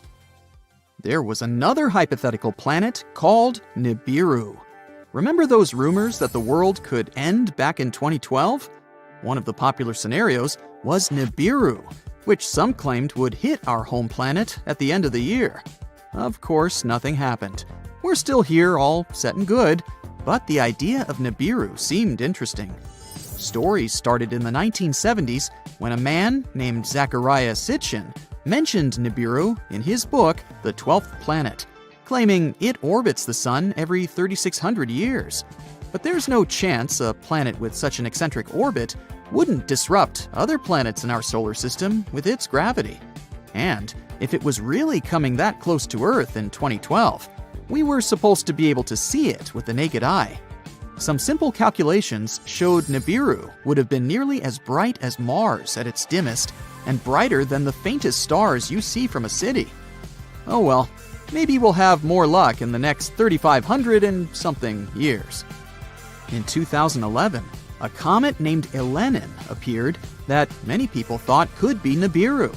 But when you're looking at comets and planets through a telescope, you see they appear differently.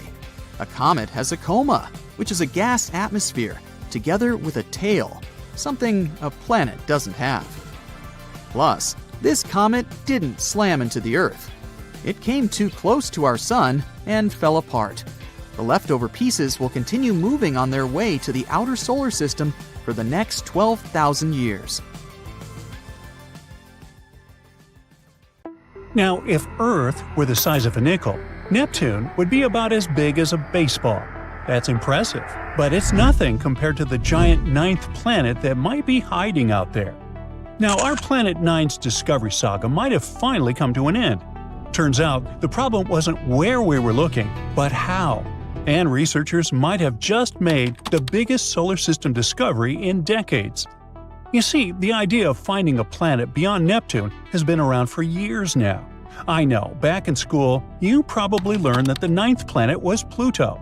But forget about Pluto. It's been demoted to a less fancy category since 2006. What I'm talking about is the Planet 9, a hypothetical giant planet that could be our cosmic neighbor. We've never actually seen it, but scientists are pretty sure it's out there somewhere, hiding in the outer solar system. To explain why they think that, we need a sheet of paper. Hey, here's one. We place a coin on it, and suddenly, it starts to move. Unless we're talking about some kind of superpower, there's no way this coin is moving on its own, right? So, you figure someone must be on the other side, holding a magnet and moving it around. You can't see the magnet, but it explains why the coin is moving. That's kind of what's happening with Planet 9. We can't see it, we can't prove it, yet, but its existence could explain the strange movements we see out there in space. For example, the planets in our solar system orbit on a flat plane that's tilted about 6 degrees relative to the Sun. But why 6 degrees? Well, no one really knows for sure. Some scientists think those orbits might be slightly tilted because of the pull of a ninth planet. Its existence could also explain the unusual paths of smaller objects in the distant Kuiper Belt, a region full of icy debris that stretches far beyond Neptune's orbit. Back in 2016, researchers from Caltech published a study about Planet 9. They suggested it could have a mass about 10 times that of Earth and follow a highly elongated path. It's a scientific way of saying it takes forever to make one trip around the Sun. Because of that, it would be located in the outer solar system. I mean, far, far away. It would orbit the Sun about 20 to 30 times farther out than our most distant planet, Neptune. According to scientists, Planet 9 would take up to 20,000 Earth years to complete just one full orbit around the Sun. Since it's crazy far out there, it's almost impossible to see it. So, as cool as this hypothesis sounds, we've never found solid evidence that Planet 9 actually exists. But we might be pretty close. In May 2025, a team at National Tsinghua University might have made one of the most exciting solar system discoveries ever. Alright, so there's a hypothesis that Planet 9 hasn't been discovered yet because we haven't been using the right method. This new study raises an interesting question. What if Planet 9 actually looks brighter in infrared light than it does in visible light? Let me explain. Scientists have been trying to spot Planet 9 by its reflected light. But here's the problem. To spot it in visible wavelengths, sunlight would have to travel all the way out to Planet 9, bounce off its surface, and then travel all the way back to Earth. If a Neptune-sized planet were about 10 times farther away than Neptune, it would look about 10,000 times fainter. But a planet's own thermal radiation, its heat, only has to make a one-way trip. So in infrared light, Planet 9 would only be about 100 times fainter. That's why it makes more sense to look for it using space-based infrared telescopes. And that's the idea behind this new study.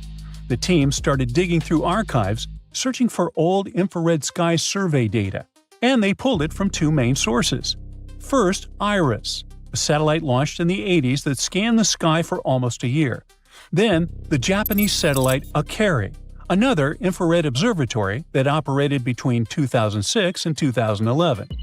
So basically, they compared objects that showed up in IRIS database and noticed which ones had moved by the time Accretion took its observations.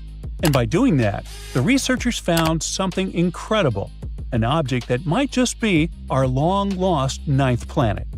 Because if something moves, it could be a planet orbiting the Sun, right? And yeah, they did find some celestial objects showing tiny movements. But before jumping to conclusions, they had to rule out the parallax effect. And that's something really important when we're talking about solar system discoveries. To explain it, I need you to do something.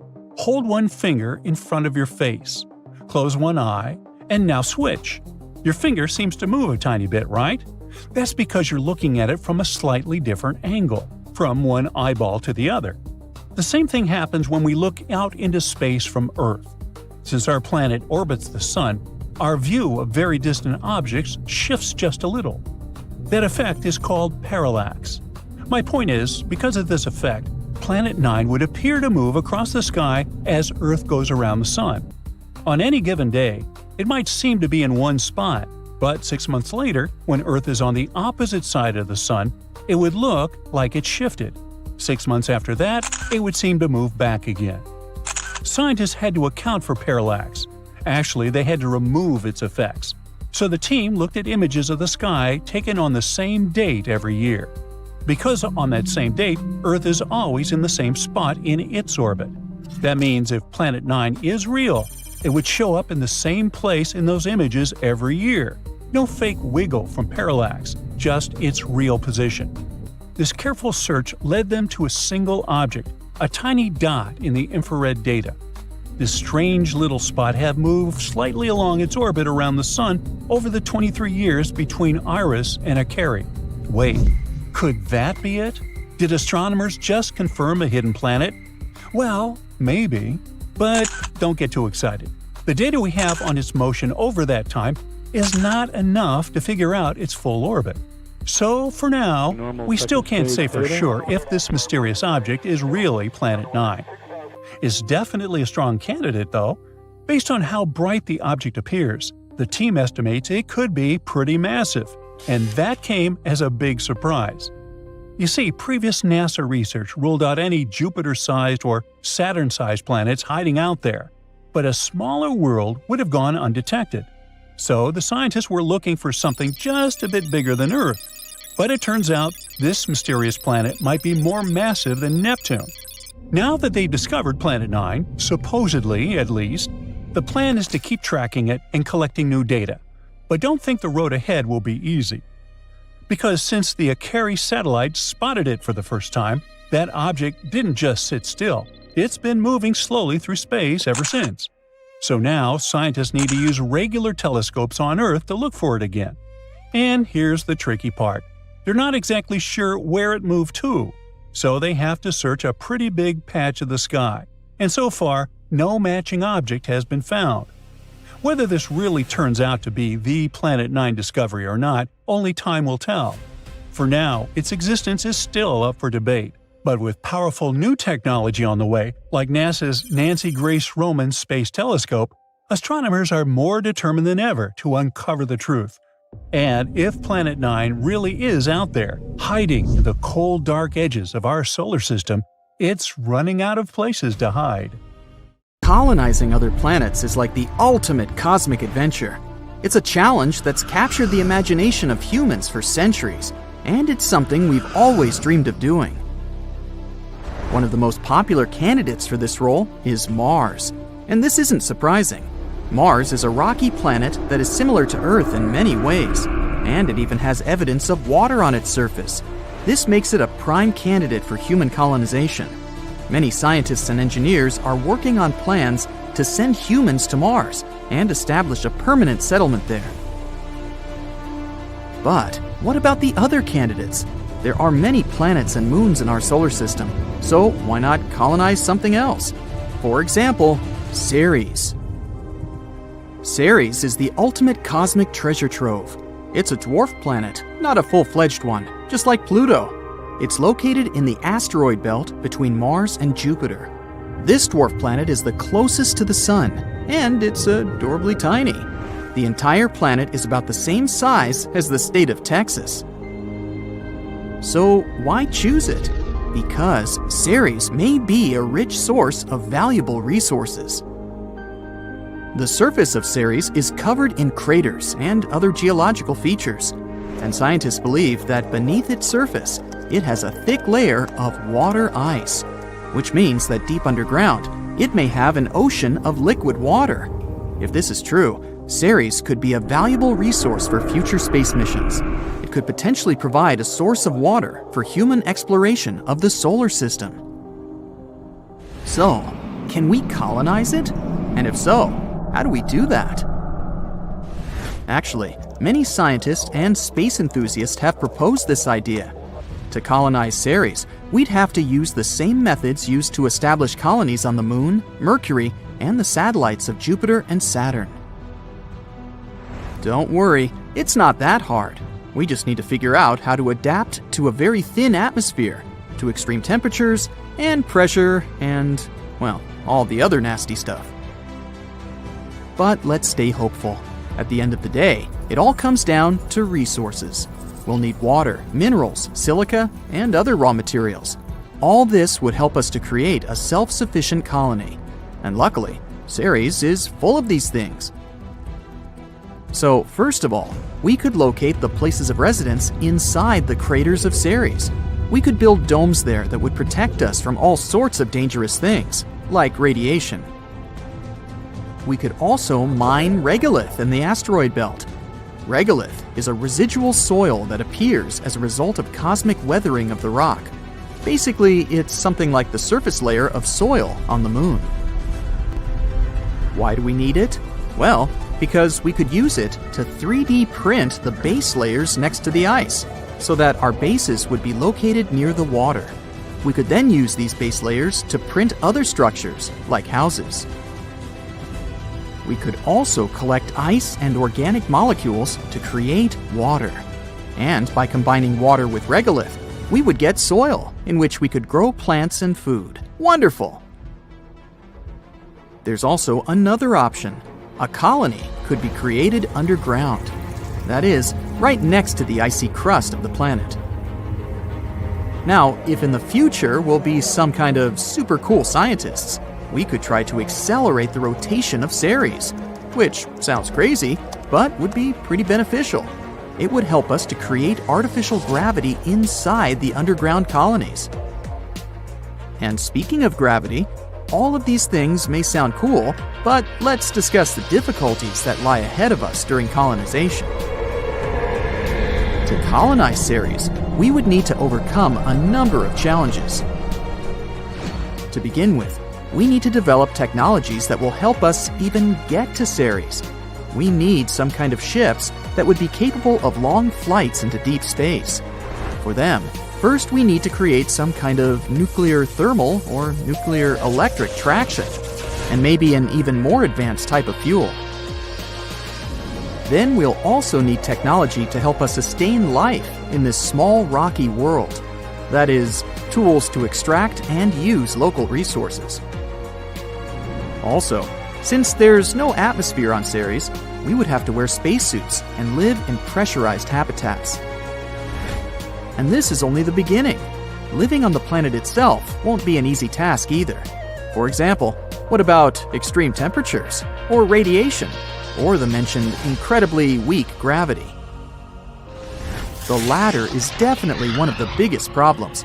The gravity of Ceres is only 3% of the Earth's. You wouldn't want to accidentally fly into outer space while playing football, would you? But the fact that any jump could send you on an endless journey isn't the only problem. Even if you somehow stay on the surface of the planet, you'll experience the same symptoms and problems as astronauts who hang out on the International Space Station. For example, loss of muscle mass, decrease in bone density, deterioration of vision, problems with the cardiovascular system. Wow, Who would have thought that gravity is so important? So therefore, if we wanted to survive on Ceres, we would need either a bunch of doctors or some kind of artificial gravity. And don't even get me started on how low gravity will slow down production and work. And of course, we can't go anywhere without discussing money. Colonizing Ceres would cost us a huge expense, especially taking into account all of the above.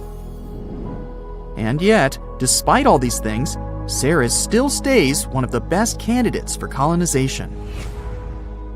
For example, Ceres contains lots of methane and ammonia. They can be used as a manufactured fuel or a nitrogenous gas, or you can just mine it there in order to colonize Mars and Venus. Even low gravity has its advantages. Thanks to it, it will be very easy to launch spacecraft from Ceres. We'll waste much less fuel, which means that transportation from Ceres to other planets would be much cheaper and more efficient. So, even if Ceres doesn't become our permanent residence, it can become a good transport hub, something like a spaceport. We could use it as a base for mining all sorts of useful things from the asteroid belt. Then, we could transport all these resources back to Mars or Earth. And it can also become a refueling station for ships traveling further beyond the solar system. Sounds cool and pretty sci-fi-ish, doesn't it? But it seems that any attempts to create a permanent base in the asteroid belt will have to wait. Colonizing other planets is a difficult and complex task. It'll require the cooperation and expertise of many different people, and it will involve developing new technologies and overcoming many challenges. Before we go to Ceres, we need to build infrastructures on the Moon, Mars, and somewhere in between. Otherwise, any attempts to colonize it would be prohibitively expensive and would most likely fail before future missions could even reach it. But the more colonies we create, the more likely it is that sooner or later we'll build another one on Ceres. This would not only open the asteroid belt to economic exploitation, it would also serve as a stepping stone to the outer solar system. This, in turn, could lead to colonizing the moons of Jupiter and beyond. In other words, the rewards of colonizing Ceres could be great. Not only would it allow us to explore and understand this fascinating world, but it could also provide us with valuable resources that could help us to further explore and settle the solar system. Life on Ceres would likely be challenging, but exciting, as humans would be making a new home for themselves and exploring the mysteries of the universe. Just imagine all the new planet-themed restaurants and shops we could have. Welcome to Ceres Mart, where everything is out of this world! So, if you're a fan of cosmic treasure hunts, Ceres is surely a rich and rewarding destination. Just make sure you bring some weights on your feet so you don't fly anywhere. Alright, dear viewer, let's lay it out on the table. The case is cold, just like the rock we're looking for. It's that hypothetical planet again, a real slippery character, warping orbits from the shadows. I've been following its gravitational rap sheet for years. It has left a trail of math miscalculations and confused astronomers. But it can't hide forever. This solar system ain't that big. If it's there, we will find Planet Y. Yep, another day, another quest to solve the solar system's riddles. New research points to another hidden world. I have to say, we shouldn't dismiss these theories until they're disproven. Scientists these days are overloaded with a vast amount of data. Thankfully, they have supercomputers going through mountains of equations bound to give a headache to someone like me. But it's how these theories come to exist. At one point, even Neptune seemed like a far-fetched theory. When Uranus was discovered in 1781 by William Herschel, for decades, it looked like the solar system's final stop. But Uranus didn't quite follow the rules. Something was off. Either the laws were wrong or there was an invisible hand out there. Two math nerds, Adams in England and Leverrier in France, picked up the abacus, and there it was. Neptune appeared exactly where predicted. That's a cool point for math. That triumph inspired the next hunt. In the early 1900s, Percival Lowell became hooked on the Planet X theory. He was sure Uranus and Neptune were still wobbling funny, so he pictured a giant mystery world yanking their strings. His team hunted for years.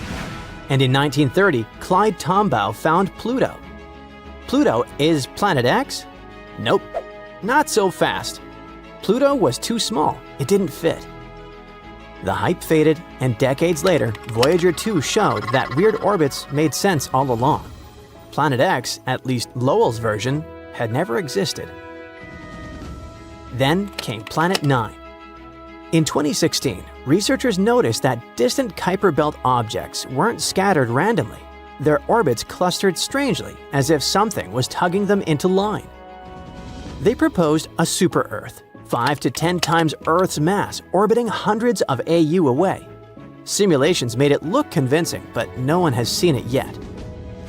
A later discovery, a dwarf planet called 2017 OF201, made things even weirder. Some say it weakens the case for Planet 9. Others say it's more evidence. For now, Planet 9 is still a maybe. However, latest research points to another possible candidate, for now called Planet Y. Unlike the others, it's thought to be smaller, closer in size to Earth or Mercury, and hiding just past the Kuiper Belt. Here's the big clue. Way past Neptune, some icy objects are all tilted, like a bunch of marbles moving to the same side while on a flat surface. That shouldn't happen. Gravity should have straightened them out ages ago. The simplest explanation? A hidden planet, quietly warping the outer solar system like a mischievous babysitter. Astronomers check those Kuiper Belt orbits against the solar system's invariable plane, basically the balance point of all the planets combined. If things were normal, the orbits should line up, but they don't. They're all slanted the same way, like a bunch of pencils dropped on the floor, and somehow every single one points toward the same corner. According to researchers, the odds of that happening by chance are only 2 to 4%. That's similar to flipping a coin 5 times in a row and it landing on the same side each time. Astrophysicists ran their fancy calculations and came up with the simplest explanation. You guessed it, another object with strong gravity. The math shows that a world somewhere between the size of Mercury and Earth, orbiting 100 to 200 AU from the Sun, could maintain that tilt. Not too big, not too small, not too far, just the right size and distance to warp the Kuiper Belt without throwing everything else into chaos. And here's where it gets fun. In theory, Planet Y could coexist with Planet 9. Planet 9 is supposed to pull icy orbits into clusters, kind of like a sheepdog rounding up sheep. Planet Y doesn't cluster anything. It tilts the whole playing field instead, which means if both turn out to be real, we might have 2 hidden planets shaping the edges of our solar system in different ways. So why haven't we seen this mysterious neighbor yet? Simple, it's faint. At 100 to 200 AU, sunlight is thousands of times weaker than here on Earth. A planet that far away could only reflect a tiny trickle of light. To our telescopes, it would look like a barely visible speck drifting across a crowded star field. Kind of like trying to spot a sleeping gray cat in a dark cellar with only faint moonlight coming through the window. It doesn't help that Planet Y would move at a snail's pace across the sky. Snap a photo one year and another a few months later, and it might not even look like it moved. Older sky surveys weren't designed to catch something that faint and slow. They're great for spotting fast-moving asteroids near Earth, but hopeless for a dim tortoise crawling at the edge of the solar system. But the hunt isn't over. Astronomers are putting their hopes on the Vera Rubin Observatory. This massive new telescope will take pictures of the night sky in unprecedented detail. If Planet Y is out there, Rubin could be the one to find it. And if it isn't, well, Rubin will give us the best proof yet that it doesn't exist. Who knows, maybe it spots something entirely different. But what if Planet Y is real? Where did it come from? Perhaps it's a leftover chunk from the solar system's wild early years. Billions of years ago, when Jupiter, Saturn, Uranus, and Neptune were still migrating, massive chunks of rock and ice were flung around like cosmic bumper cars. Some merged to become the planets we know today. Others were kicked out entirely, ejected into interstellar space. Planet Y might be one of the lucky survivors, massive enough to hang on in a stable orbit at the fringes. Another possibility is way cooler. Maybe it's a rogue planet. Planet Y might just be the cosmic equivalent of an adopted kid or a wandering stray that found a home. So what would it mean if Planet Y was real? First, it would mean a lot of textbooks getting another edition. New picture books as well. It would also challenge how we think planets form. A Mercury to Earth mass that far doesn't fit the standard model of planets forming near the Sun and staying put. Either the early solar system was wild enough to fling it outward and still keep it bound, or it didn't start here at all and was captured later, stolen from another star. There's another angle: comets. A planet out there could tug on icy bodies at the edge of the solar system, nudging some inward. Over time, that might even have helped deliver water and building blocks for life to Earth, but that's just speculation at this point. However, the biggest question of all would be, what else is out there? If a planet the size of Earth can still slip under our radar, then smaller worlds, icy dwarfs, and other mysteries could be waiting farther out. The Oort cloud might be home to things we haven't even dreamed of yet. Finding Planet Y wouldn't just add a planet, it would open a new chapter in exploring the solar system. So, here we are at the edge of the map, where the streetlights of our solar system flicker out. It's just another theory on top of a dusty desk. Another clue to chase down a dark universe. Some leads have gone cold and turned out to be ghosts. Others, still out there, waiting to be found. Planet Y? The case is still wide open, but one thing's for sure in our solar system: as long as the orbits keep wobbling and the cosmic rug stays wrinkled, astronomers, they'll keep looking. They'll never stop searching for the last planet hiding in the endless dark. Maybe it's just a matter of time. We will see. TRES 2b, or not to be, is a planet where night never ends. And it's not your regular night with stars shining in the beautiful skies. Here it's pitch dark and scorching hot. TRES 2b is a gas giant, roughly 1.5 times more massive than Jupiter, and its surface absorbs light better than charcoal. It might also have a faint dark red glow because of its burning air, which is as hot as fresh lava. Lovely. In the star system of 55 Cancri, there are 5 planets, 4 of which are gas giants similar to Jupiter and Saturn. But the 5th one, or rather the first because it's closest to the star, is different in a most horrible way. 55 Cancri e is so close to its sun that half the planet's surface is a literal ocean of molten lava.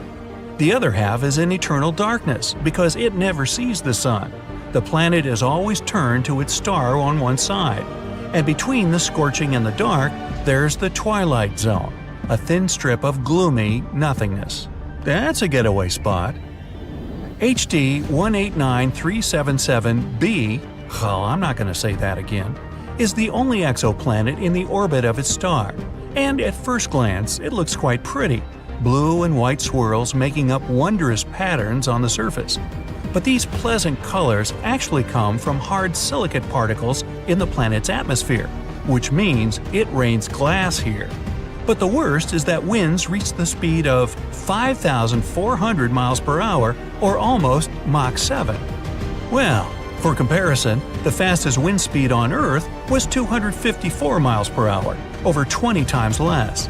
Thus, the glass falling from the sky travels horizontally at hypersonic speeds, shredding everything in its path.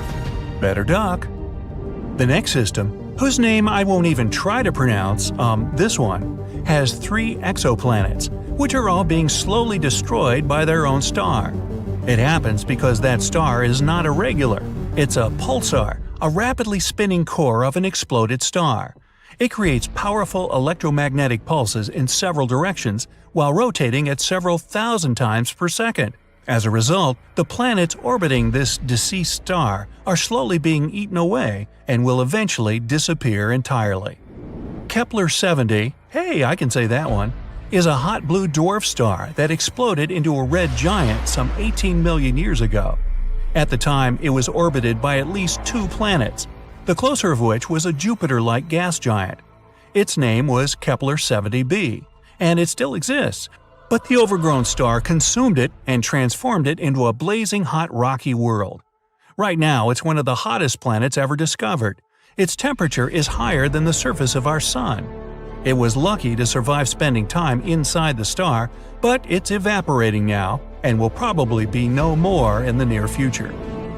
WASP 12b is one of the weirdest and saddest planets out there. The enormous gravity of its star, combined with the planets consisting mostly of gas, result in the star slowly devouring its protege. So pal, what's eating you? My mother. WASP 12b has already taken the form of an egg, stretched toward its merciless sun, and it's unable to do anything with its condition. In another 10 million years, the planet will inevitably succumb to the voracious star's appetite. Hey, you asked. If you ever wondered what it's like to walk on ice and hot coals at the same time, Gliese 436b is a planet that would give you a vivid example.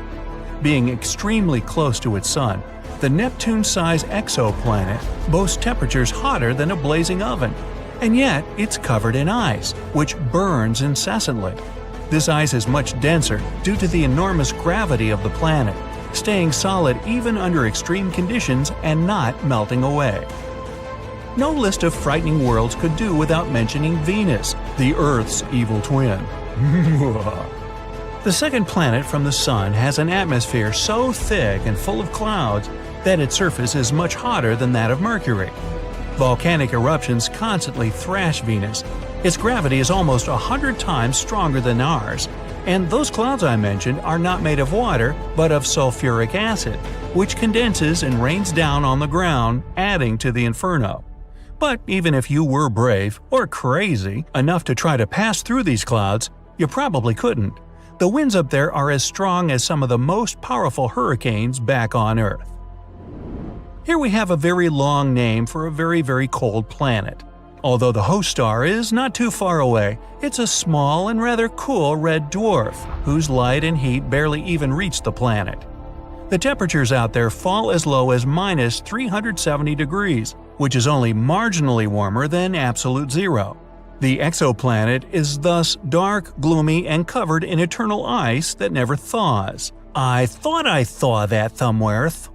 Still, if it has a rocky core, it might generate some heat, so there's a chance that deep below the frozen surface, some unknown alien things might lurk. Dimidium, located roughly 50 light-years away from our solar system, is a planet hostile to any living thing on many accounts. It's tidally locked to its sun, which means one of its sides is always facing the star, while the other is always turned away. The hot side is heated to over 1800 degrees, perpetually blown over with winds reaching 600 miles per hour. And that's winter. Well, actually, I don't know that. Despite Dimidium being a gas giant, it has a large amount of iron in it, which melts and evaporates in the atmosphere, creating clouds. And when those cool down, they fall on the surface in the infernal rain of molten iron. That'll test your mettle. Oxygen is usually viewed as an element that might bring life to a planet, but this is definitely not the case for Osiris. Scientists were shocked to find oxygen on this planet, or rather around it, because it's 8 times closer to its star than Mercury is to the Sun. This extreme distance makes Osiris a living melting pot, where anything that could burn will. It's also responsible for a very short orbit of the planet around the star. A year on Osiris is just 3.5 days on Earth.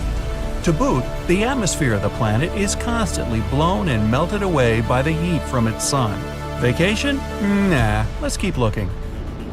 Carrot Exo 3b is neither as hot nor as cold as some of the others on this list, but it's terrifying in its own more insidious way. It's a gas giant similar in size to Jupiter, yet 20 times denser. This makes this exoplanet's gravity weigh down on everything on its surface 50 times more than it would on Earth. Stepping on it would be your ultimate doom, because you'd be immediately crushed by the density of its atmosphere. Karat 7b is another oven-like world. Its day-to-day temperature is over 4,000 degrees. Combined with the rocky surface, it presents an infernal landscape. The rocks on the ground bubble and boil, evaporating in the atmosphere, where they cool down and eventually fall back on the surface in a brimstone rain. The saddest thing about Karat 7b is that it might have once been a gas giant whose atmosphere melted away from the heat, leaving only the scorched core.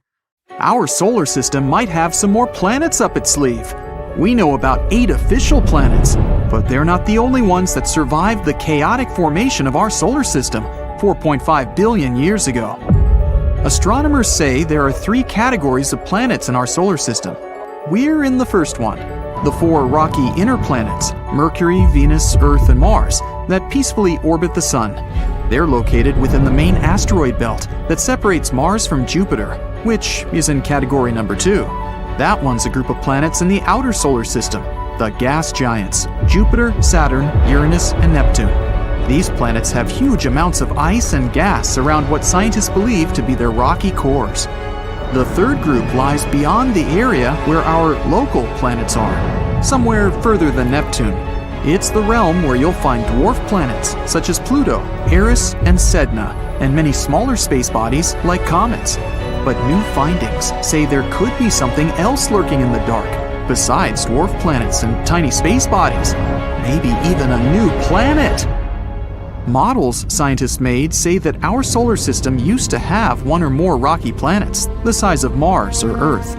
Over time, these rocky wanderers interacted with the wide gravity fields of our gas giants.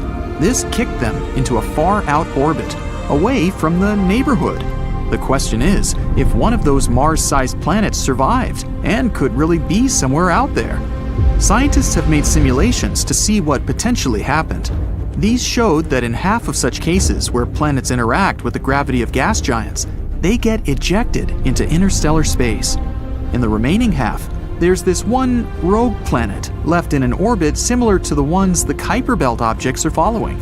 There's only one thing left to do now: find it. Astronomers found the loneliest planet in the universe. They were trying to find distant brown dwarf stars, or failed stars, ones that never become massive enough to start shining. Stars are born with big masses, which means they also have strong self-gravity. The star squeezes in on itself. That causes high internal temperatures and enables the star to shine. But instead, they found a lonely wanderer, CFBD SIR 2149. The planet is between 50 and 120 million years old and has a surface temperature of 750 degrees Fahrenheit. Compared to stars, that's cold. At first, scientists thought it could be a brown dwarf star, but in that case, it would be way older. This starless planet floats around through space, passing only 130 light-years away from our planet. Our galaxy, the Milky Way, is 100,000 light-years wide, so that's relatively close. The lonely traveler is actually a gas giant, 4 to 7 times bigger than Jupiter. Maybe it was kicked out from its own solar system because of gravitational forces, or getting into another planet's orbit, or it was formed away from its parent star. Far beyond Pluto, on the edge of our solar system, there's a space body about as big as Pluto, but a little bit colder and way denser. It's probably a big rocky body covered in a thin icy mantle. It's the dwarf planet Eris. Both Pluto and Eris occupy the Kuiper Belt, which is the distant ring of frigid space bodies that lies beyond Neptune. A day there lasts 25.9 hours, pretty similar to Earth. But Eris circles our sun in the distance 3 times farther than Pluto, which means its year is pretty long, 557 Earth years. Eris has a bright, icy surface. It's one of the most reflective bodies in our solar system. It bounces back more than 95% of the light that strikes it. Somewhere out there, even farther, there's a super Saturn, J1407b, much larger than Jupiter or Saturn. It's an exoplanet, which means a planet that orbits a star other than our Sun. Super Saturn is 434 light-years away from Earth in the constellation of Centaurus. It's the only exoplanet we know about with rings similar to Saturn. It actually has a huge ring system, 200 times bigger than Saturn's rings. There are more than 30 rings, each of them tens of millions of miles in diameter. There are gaps in the rings, which means there could be some interesting satellites, exomoons, around. If this super Saturn could swap places with our regular Saturn, its rings would absolutely dominate our sky. You could look up and easily see them. The view would be amazing because they would appear much bigger than a full moon. Scientists have found thousands of planets outside of our solar system. Some are dense as iron, while others are airy and light. And then there's the water world, GJ1214b, a steamy world, bigger than Earth and smaller than Uranus, 40 light-years away from us, in the constellation of Ophiuchus. It's a watery planet surrounded by a thick atmosphere, 2.7 times Earth's diameter, and almost 7 times heavier than our home planet. It was most likely formed somewhere farther from its star, where there was plenty of water ice, but later migrated to where it is today. Its surface temperature is 440 degrees Fahrenheit, which is too hot to host life like on Earth. It also has much less rock and much more water than our planet. Imagine a planet with no land, but only endless oceans covering all of its surface. High pressures and temperatures would form things like superfluid water or hot ice, some pretty exotic materials that we can't see on our planet. Gliese 436b. It's a Neptune-sized exoplanet 30 light-years away from our planet in the constellation of Leo. It makes one full orbit around its star in a little more than 2 days. This planet defies the laws of physics. It orbits its star, Gliese 436, which is smaller, cooler, and less luminous than our Sun, at a distance 15 times closer than Mercury is to the Sun. When we typically think of ice, we picture a frozen cube. But this planet has an icy surface, even though the temperature there is 980 degrees Fahrenheit.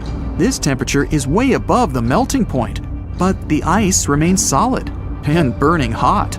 This happens because of very strong gravity.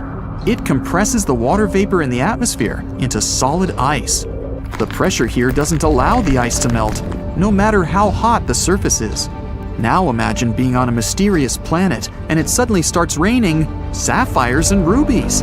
One distant exoplanet, HAT P7b, a gas giant 1,000 light-years away from Earth in the constellation of Cygnus and 16 times bigger, has specific weather and pretty violent storms. Rubies and sapphires are scattered across the planet when it's raining. On the planet's night side, there's a high amount of corundum in the atmosphere. And corundum is what mineral gems such as sapphires and rubies are made of. Clouds of corundum give such an amazing view. The planet is plagued by severe winds that often turn into powerful storms that push huge masses of those clouds across the planet. Although the planet is uninhabitable, it would certainly be cool to come there and pick up some gems. Still, the weather is pretty wild. Plus, the temperatures are over 4,600 degrees Fahrenheit. By comparison, Venus is the hottest planet in our solar system, and its temperature is only 900 degrees Fahrenheit. Looking over the expanse of space, you can see a beautiful little blue dot in the endless darkness. It's an exoplanet, HD 189733b, that lies 63 light-years from us in the constellation of Vulpecula. But it's way hotter and larger than our planet, around the size of Jupiter, and it completes its orbit around its host star in only 2.2 Earth days. That orbit is so close that the planet is most likely tidally locked. That means it's always showing only one face to its star, like our moon always shows one side to Earth. The weather here is crazy. The winds blow at up to 5,400 miles per hour, which is 7 times the speed of sound. The fastest wind on Earth only hit the mark of 230 miles per hour. And it gets better. The rain here is not made of water, but of molten glass. Clouds are made of silicate atoms and particles. They are the key element that gives the planet its cobalt blue color, not the reflection of oceans, which is the case with Earth. Earth used to be purple. Today, even when you look at our planet from space, you see a lot of green. The green we see in nature is there because of photosynthesis. the process where plants transform energy coming from the sun into energy they need to live and to produce oxygen for us. The main part of the process that gives plants the green color is the chlorophyll pigment. A long time ago, instead of chlorophyll, there was a molecule called retinol. Its pigments absorb yellow and green light and turn it into red and blue, so the Earth was more purple. And then there's a pink planet, GJ504b, far away from us, in the Virgo constellation. 4 times more massive than Jupiter, it's a newly formed exoplanet, around 160 million years old. By comparison, the Earth is 4.5 billion years old. If we could go there, we would see an incredible world that glows from the heat of its formation. Everything around you would be colored magenta. Our universe is full of both amazing and terrifying things. You already know about quasars, black holes, dark matter, and so on. But how about the horrors of space that you haven't even heard of? Would you like to visit the most bizarre worlds in the universe? And it's not me who made this list, but NASA themselves. Welcome to the Galaxy of Horrors, NASA's awesome Halloween collection. Please join me on a journey to some planets and tell me which ones you would consider the most horrible. Buckle up. Our first destination is a gas giant called TESS 2b. It's located 750 light years away from us. If we used a regular spaceship, it would take us about 10 million years to get there. TESS 2b orbits a yellow dwarf, a star similar to our Sun. It also weighs about 1.5 times more than Jupiter. So, what's so special about it? Well, if you're afraid of the dark, you definitely don't want to visit this place. It's the planet of eternal night, the darkest one of all the planets known to us.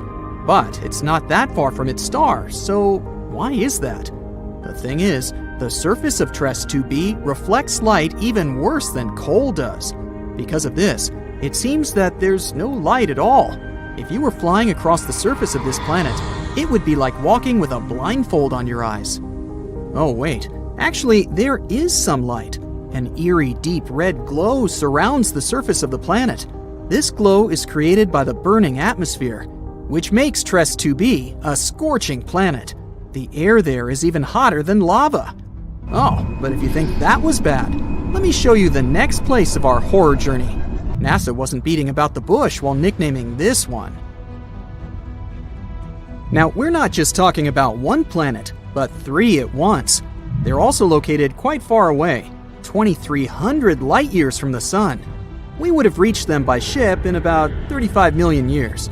All the planets are in the constellation Virgo, and each is extremely light, much lighter than the Earth. These 3 exoplanets are called Poltergeist, Dragger, and Phobator. Cool names, huh? It's because each of these planets is about to become a ghost soon. The thing is, they don't revolve around a star, but around a pulsar. Pulsars are rotating neutron stars with an extremely powerful magnetic field. In simple words, these are the stars that exploded one day. After the explosion, they usually emit such a powerful pulse that it causes the star to rotate at an unimaginable speed, several thousand rotations per second. At the same time, they constantly emit electromagnetic pulses that affect everything around them. So, you've probably already guessed what's happening with our zombie planets.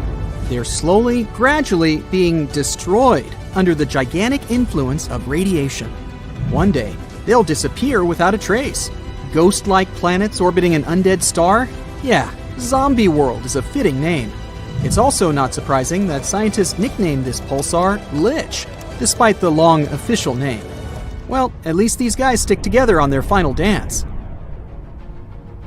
This planet has a long name, so bear with me.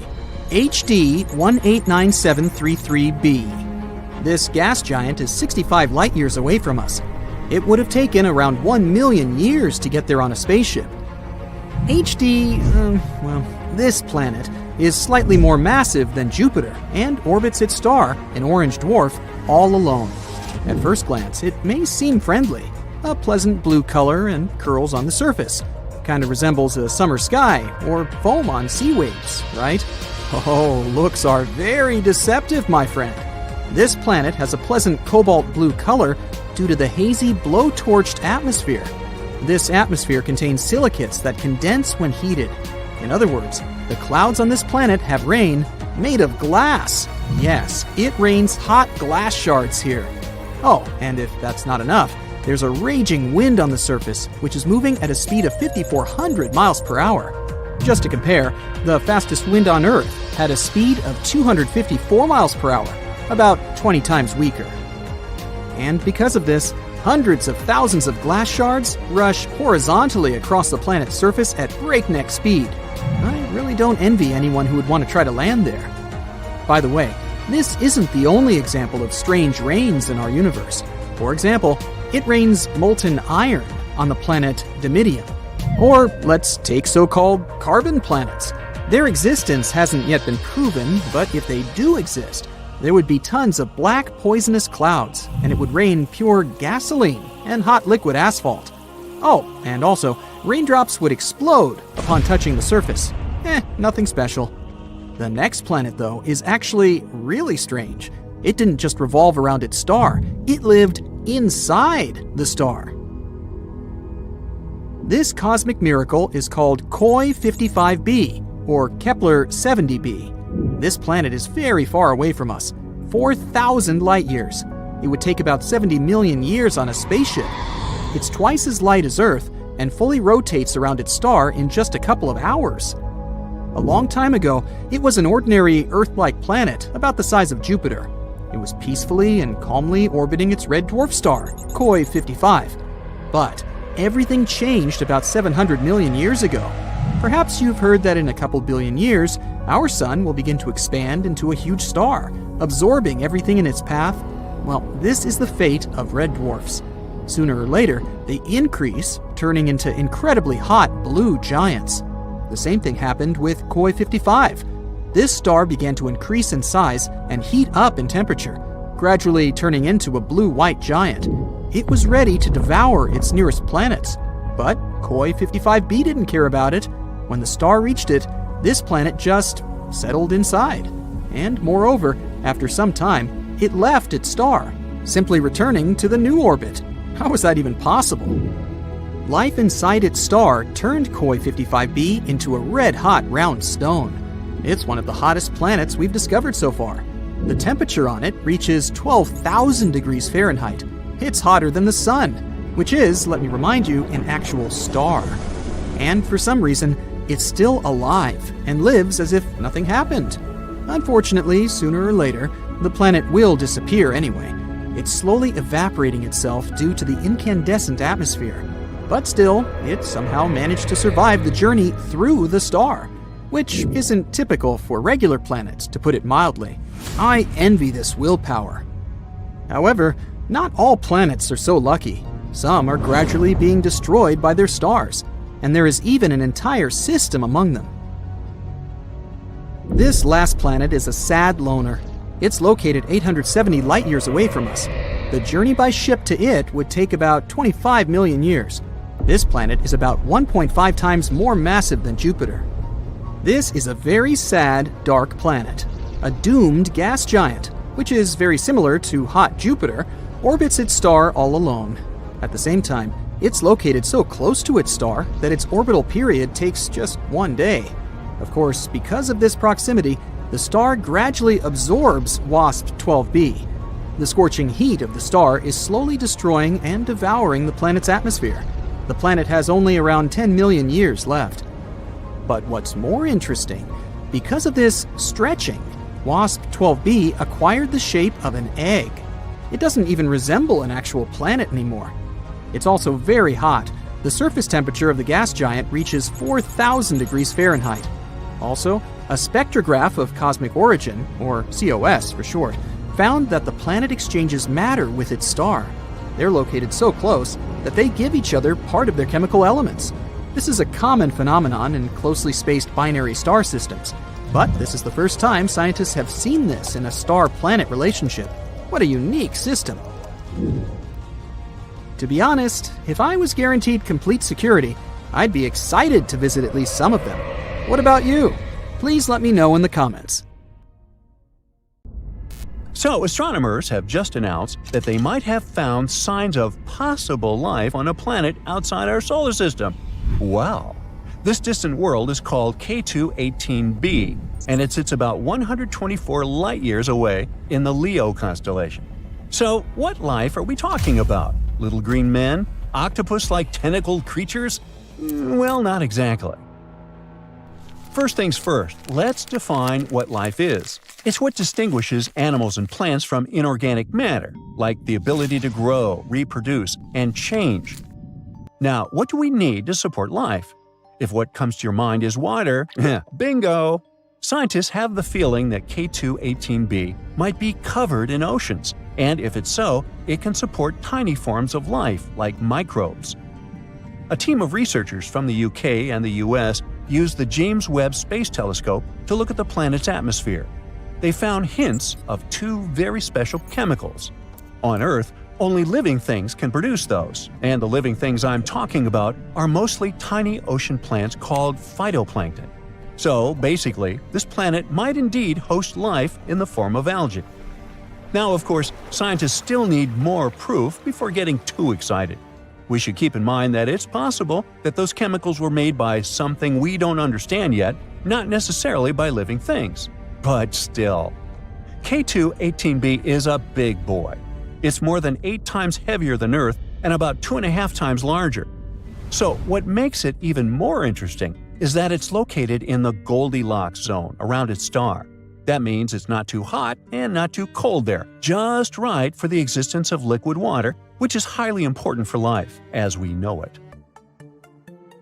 Astronomers study faraway planets like this by watching how their light changes when they pass in front of their star.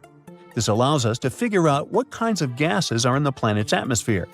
Back in 2013, the James Webb Space Telescope found methane and carbon dioxide in the atmosphere of the planet.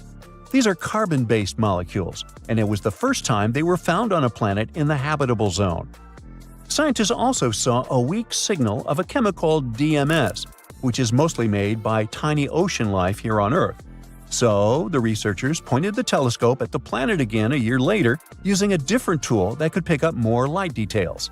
This time, they found much stronger signs of DMS and some related chemicals. But the problem is the signals aren't strong enough yet. They haven't reached something called the 5 sigma level, a parameter scientists use to confirm discoveries. Plus, even if the DMS really is there, it doesn't automatically equal the existence of life. Scientists once found DMS on a comet, which means that it can be produced without some kind of life taking part in the process. And still, the amount of DMS on K2-18b looks way higher than anything seen on Earth.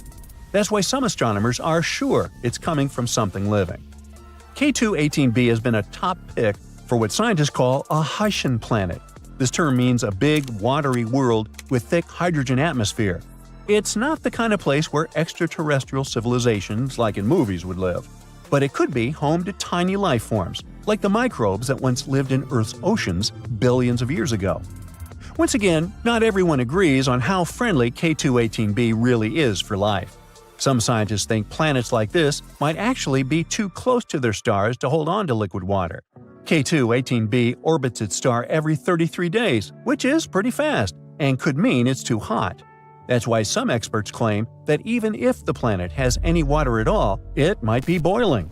Or maybe it's not water, but oceans of lava. But most scientists agree on one thing: we should wait and see. With just 16 to 24 more hours of telescope time, astronomers could confirm what they've seen. This could happen in the next few years. And even if it turns out K2-18b isn't the world we're looking for, we're still getting close. With powerful telescopes like James Webb and more coming in the future, we might be able to answer whether we're alone in the universe or not. At the same time, some places in our own solar system, like Mars, Venus, or Saturn's moon Enceladus, might actually have a better shot at hosting life. Or we could keep exploring other promising worlds, like Proxima Centauri b, which is the closest exoplanet we know about. It's just 4.25 light-years away from us and orbits a small star called Proxima Centauri, right in the habitable zone. This planet is a bit bigger than Earth, which makes it a super-Earth. That's what we call exoplanets larger than ours but much smaller than gas giants like Neptune or Jupiter. Proxima Centauri b is a fast-moving world. It needs a mere 11 days to go all the way around its star. Scientists think Proxima Centauri b might have a rocky surface, and that's a good sign for possible life. On the other hand, its star blasts it with a lot of ultraviolet radiation. It might have already destroyed the planet's atmosphere, if there was any to begin with. So there's a big question mark when it comes to this world's habitability. Then we've got TRAPPIST-1e, another promising Earth-like planet. It's one of 7 rocky planets orbiting a small, cool star called TRAPPIST-1, about 39 light-years away. Discovered in 2017, it might be one of the most promising places to look for life beyond Earth. This planet is actually a bit smaller than Earth, with a mass around 1/2 that of our planet. It completes an orbit around its star in just 6 days, which is super fast compared to Earth's 365 days. The planet's size and density suggest it has a rocky surface, and that's another key factor when we talk about habitability. Even though TRAPPIST-1e is very close to its star, the star is quite dim and cool, so the planet might still have a stable Earth-like climate. Some scientists even think it could have more water than Earth. Let's move on to Kepler 186f, located about 500 light-years away. It was the first Earth-sized planet found in a habitable zone of another star. It orbits a red dwarf, which burns cooler and lives much longer than our Sun. This means Kepler 186f could have stable conditions for billions of years, giving life plenty of time to possibly form and evolve. The planet gets only about 1/3 of the sunlight Earth receives, so it would likely be cooler but still warm enough to keep water from freezing. It also seems to be a rocky planet just like Earth, which boosts its chance of hosting life. Now, how about visiting LHS 1140b, about 40 light-years away? This planet has about 5.5 times the mass of Earth. Scientists think it's rocky and possibly has a thick atmosphere, which is a big deal. An atmosphere like that can trap heat, keep temperature stable, and protect water from escaping into space.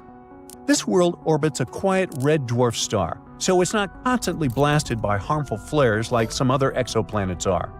Some studies even suggest LHS 1140b could be an ocean world with lots of water. So it's one of the more exciting planets we've found in our neighborhood. And finally, we have Gliese 12b. Astronomers call it Exo-Venus. It sits 40 light-years away from Earth. This world is about the size of Venus and orbits a cool red dwarf star. It needs just under 13 days to complete one orbit.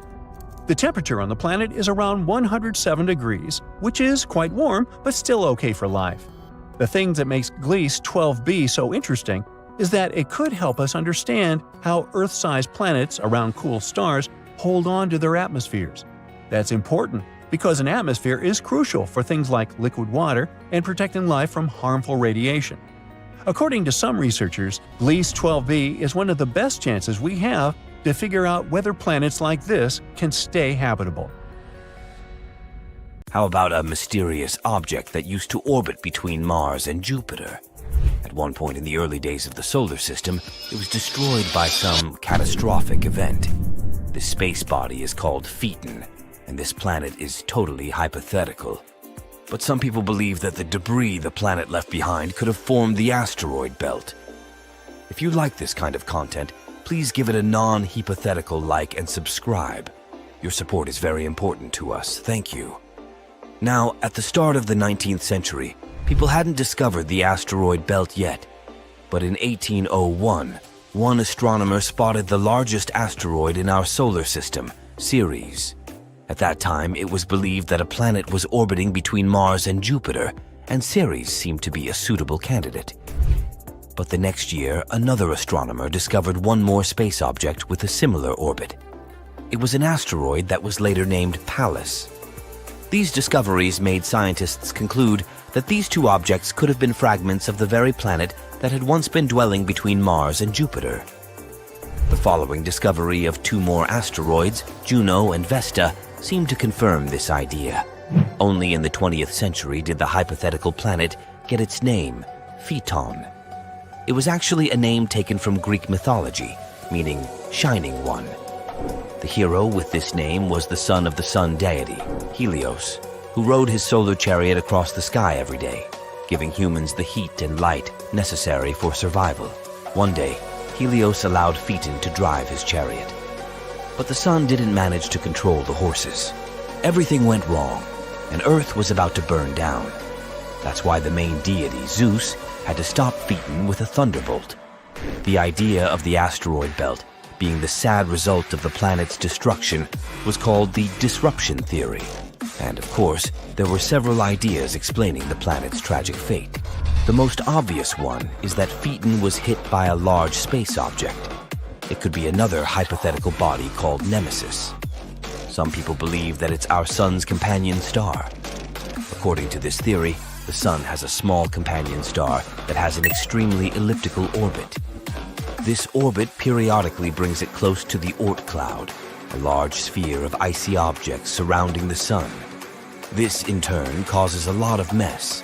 It might be the reason why this hypothetical companion star was also nicknamed the Death Star.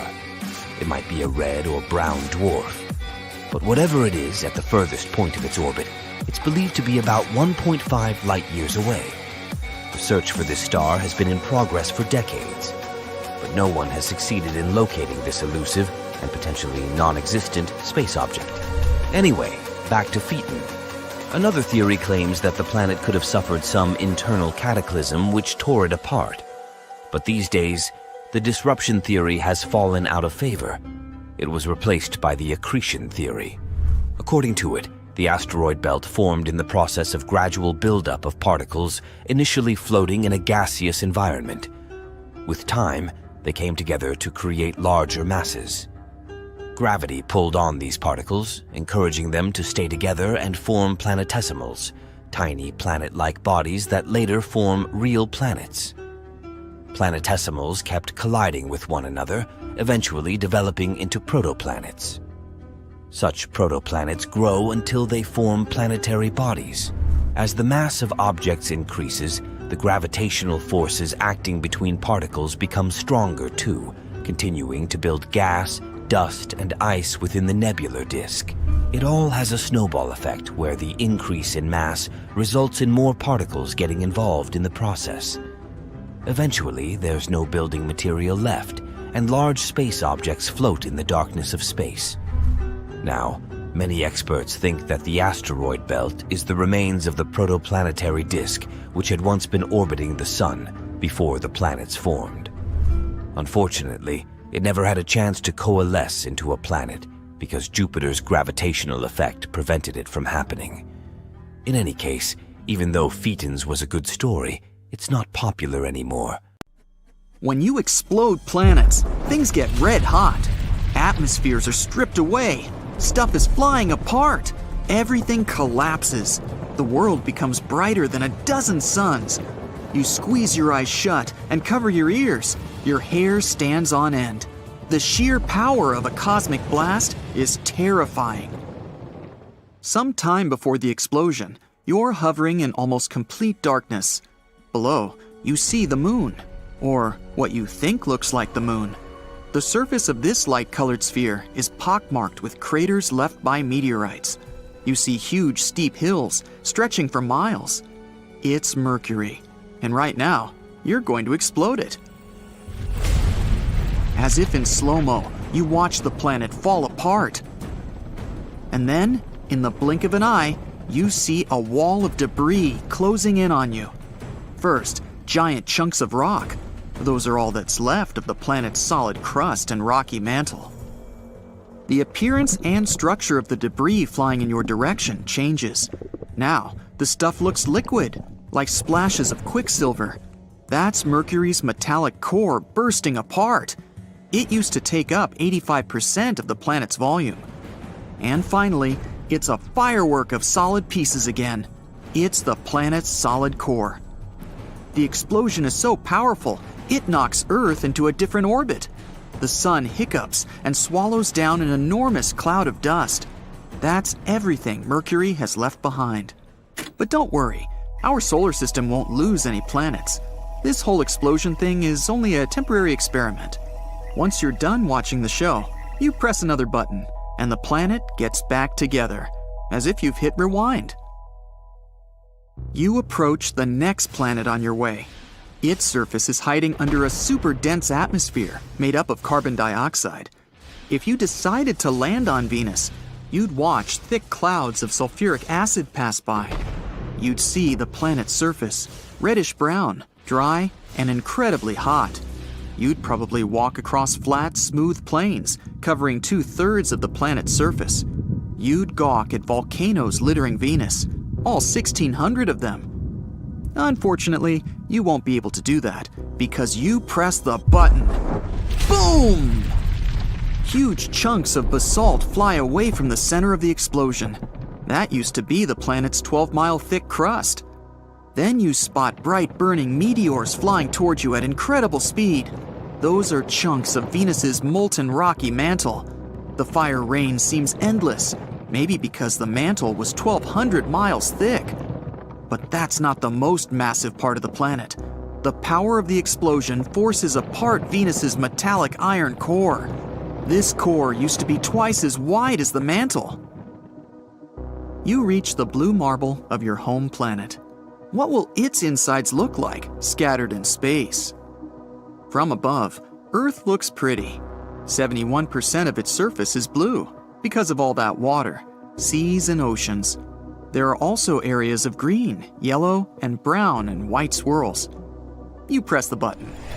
The planet bursts apart in a hailstorm of rocks. They're what's left from Earth's thin crust and much, much thicker mantle. It used to take up nearly 84% of the entire planet's volume. You see the rocky rain change into something way more liquid. It's scorching hot iron and nickel that used to make up Earth's outer core. The metals weren't under enough pressure to be solid. The bang is so powerful that it takes apart Earth's inner core. It used to be a solid ball of iron and nickel. After the pieces fly apart, they follow their own orbits around the sun. The most massive chunks crash into the moon, and some travel further and get swallowed by our star. You can't linger. The red planet is waiting for you. The surface of Mars is covered with rusty-colored dust. The thickness of the dust layer varies from area to area, but in most places, it's 7 feet thick. The ground is colored gold, brown, tan, and even greenish. The hue depends on the minerals that make up the soil. The planet's surface is rocky. It's covered with dry lake beds, craters, volcanoes, and canyons. Bang! Mars is a rocky planet.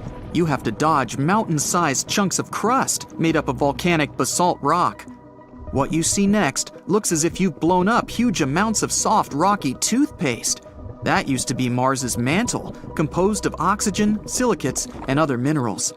And then, the flying pieces get solid again. It's the planet's core's turn. It was solid, made mostly of iron, nickel, and sulfur. Billions and trillions of fragments of all sizes, from a small moon to pieces several feet wide, get launched in all directions. But only very few parts have enough momentum to leave the solar system. The whole event slightly changes Earth's orbit, and the temperature on our planet goes up by 18 degrees Fahrenheit. You leave rocky planets behind and close in on the first gas giant on your way. It's Jupiter. Thick brown, yellow, red, and white clouds hide its surface. They make the planet look colorful and beautifully striped. You hit the button. This time the view is different. Instead of chunks of solid crust, you see jet streams of gas accelerating from the planet's center. It's what used to be Jupiter's atmosphere, made up of hydrogen and helium gas. In no time, the matter hurtling away to space turns liquid. That's hydrogen changing its form under immense atmospheric pressure closer to the center of the planet. A bit later, the liquid is already a mixture of metallic hydrogen and helium. And finally, something solid. It was probably Jupiter's core, 14 to 18 times the mass of Earth. The gas giant's diameter was about 90,000 miles, but the blast lasts no more than half a second. The explosion of Jupiter is so strong, it evaporates smaller planets like Mars and Earth. The sun remains pretty much untouched.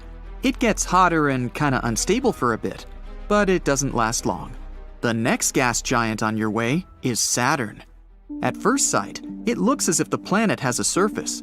The seemingly solid yellowish-brown sphere is surrounded by layers of clouds. Saturn's trademark rings are awesome and colorful: gray, beige, and tan. They're actually groups of tiny ringlets that are made up of floating chunks of water, ice, rocks, and dust. These chunks range in size from specks to massive skyscraper-sized pieces. While orbiting Saturn, they keep colliding, and larger pieces get shattered. You're surprised to see that the rings aren't perfectly round. They have bends caused by the gravitational pull from the nearby moons. 53 of them are confirmed.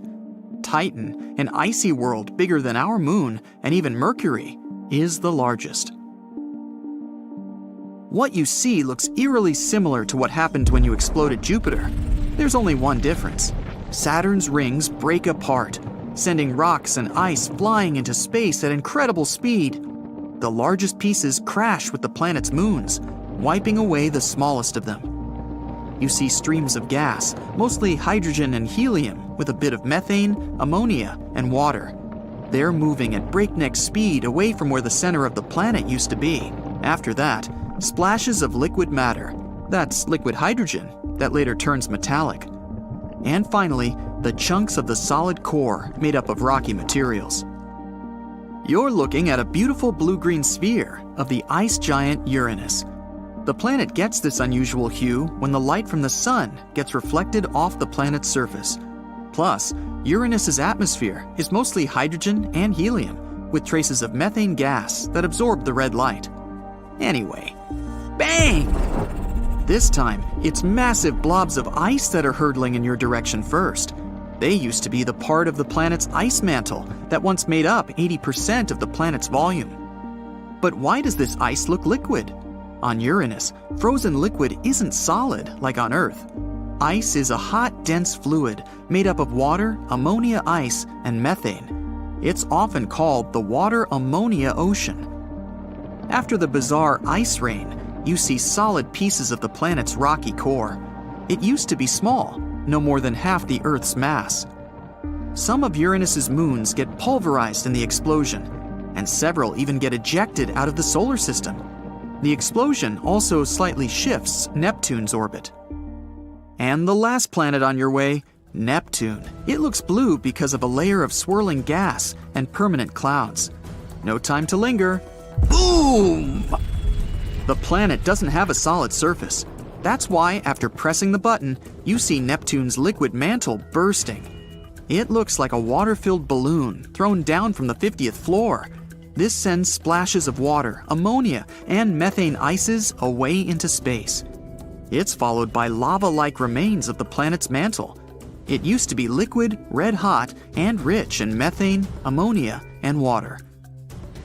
That's what's left from Neptune's solid core, made up of iron and other metals.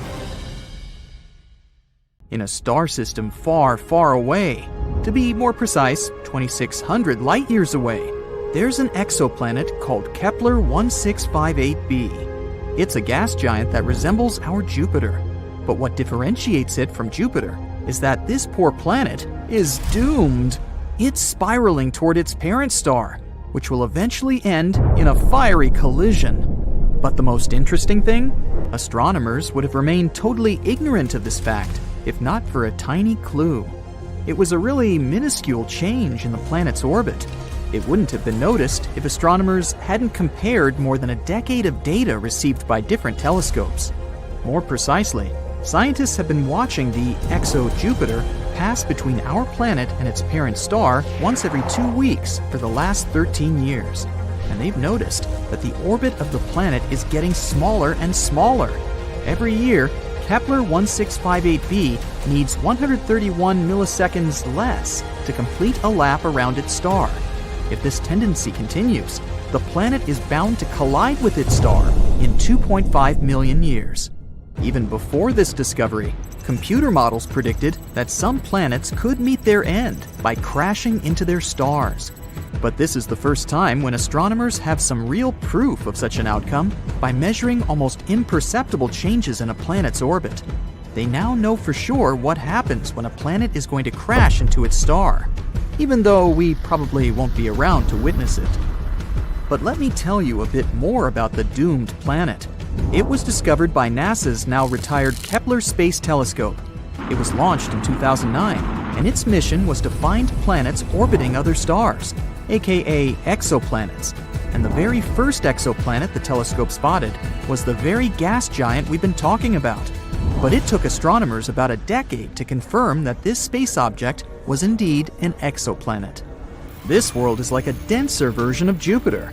I mean, take 6 Jupiters worth of material, roll it into a ball about 1.1 times as wide, and voila! The planet is tidally locked to its parent star, which means that it makes one complete turn every time it finishes a lap around the star. As a result, the same side of the gas giant is always facing the star. It's the same as what happens to the moon. Our natural satellite is tidally locked to Earth. That's why we only see half its surface.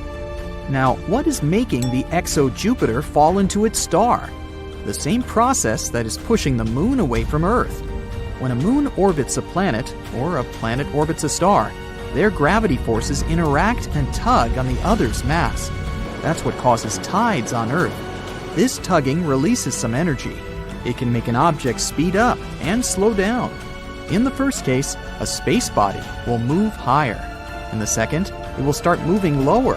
And this is exactly what's happening to the gas giant. Its parent star is 1.5 times the mass of the Sun. So, no wonder its tidal forces are gradually slowing down the planet's movement, making it fall inward. This all sounds kind of tragic, but this potential collision is by far not the weirdest thing happening in space. Let's look at some others. For example, Betelgeuse, a red giant in the Orion constellation, started to dim in 2019. This confused astronomers. By that time, the star had already swollen to enormous proportions. If it was to replace our Sun, its outer surface would spread far beyond Jupiter's orbit. And then Betelgeuse became dimmer in the fall of 2019. This process continued through February 2020. The changes could be seen with the unaided eye. No wonder, the star's brightness had dipped by 2/3. At that time, astronomers were sure Betelgeuse was about to explode into a supernova. They continued to observe the star, but unexpectedly, it returned to its regular brightness. Thanks to the Hubble Space Telescope, scientists figured out that the star had ejected some of its material, and this partially blocked its light. How about cotton candy exoplanets? Those are particular planets outside of our solar system. Also called superpuffs, they have the lowest density ever discovered. This gives them an airy, fluffy appearance. But despite looking like the most popular amusement park treat, such planets are enormous. Come to think of it, scientists often discover strange things in space. Some of them look like blurry blobs. But there's one type of these blobs that doesn't look like any other known space body. The odd radio circles are only visible in radio telescopes. They might be the remains of supernovae, but some astronomers go as far as to claim that they might be the throats of wormholes. Those are hypothetical tunnels between two very distant points in space. The Juno mission noticed something weird in the upper atmosphere of Jupiter. The unusual phenomenon was blue sprites and elves twirling above the planet's surface. These are two kinds of bright flashes of light that appear for short periods of time, mere milliseconds. They extend up and down toward the surface of the planet. On Earth, such flashes usually happen at the height of 60 miles above massive thunderstorms. Rogue planets don't orbit their stars, maybe because they don't have any. These free-floating space bodies travel across the universe and can end up literally anywhere. They're also pretty hard to find. Rogue planets produce only weak emissions, but not so long ago, astronomers spotted the smallest rogue planet in the Milky Way. It's smaller than Earth, but a bit bigger than Mars. Fast radio bursts are blindingly bright bursts of radio waves. They pack as much energy as our Sun produces in days, but last mere milliseconds. Most of these fast radio bursts come from far, far beyond the Milky Way. But recently, astronomers have detected some originating in our home galaxy, and their source is a magnetar just 30,000 light-years away from our planet. If it does exist, nuclear pasta is the strongest material in the entire universe. Formed from the leftovers of extinguished stars, this substance gets squeezed into spaghetti-like tangles of material. It can break, but only if you apply 10 billion times the pressure needed to shatter steel. Not so long ago, scientists discovered that one of the most massive stars in the neighborhood had just disappeared. It was a star 75 million light-years away from Earth. Normally, it'd be too far away for astronomers to clearly see individual stars, but only unless they're huge. And the star we're talking about was enormous. It was shining 2.5 million times brighter than the Sun. For the last time, astronomers saw the star in 2011. They decided to examine it more closely several years later, but it was already too late. The star had vanished. Such massive stars usually go out in extremely bright supernovae, but astronomers noticed nothing like that in this case. There's a theory that the star collapsed into a black hole without triggering a supernova first. It does occur among stars approaching the end of their lives, but very, very rarely. There are black holes, and there might be mini black holes, even though their existence hasn't been proven yet. Unlike their massive siblings, hypothetical mini black holes could be really tiny, not bigger than an atom. Their mass can vary, but just one minuscule thing might have the mass of 1,000 sedans. One theory claims that tons of micro black holes could have been created right after the Big Bang and the beginning of the universe. Some scientists even go as far as to say that a couple of mini black holes pass through our planet every day. More than 7,000 light-years away from Earth, there is the Eagle Nebula, a young cluster of stars just 5.5 million years old. The Hubble Space Telescope managed to take an image of several dark silhouettes near the nebula's center. Those are the so-called pillars of creation, an active star-forming region. Look, how cool is that?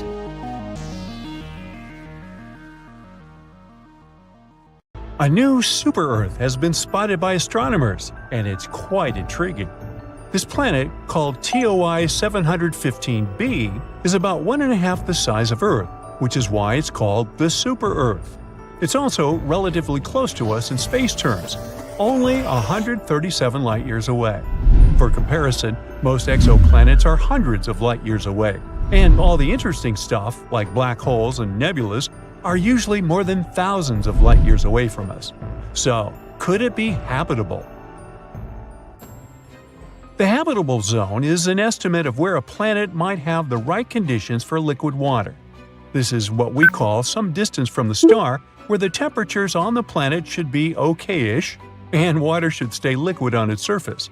It's not super precise because it depends on a bunch of factors like the type of star, how reflective the planet is, its size, and so on. Also, just being in this zone isn't enough for water to actually be there.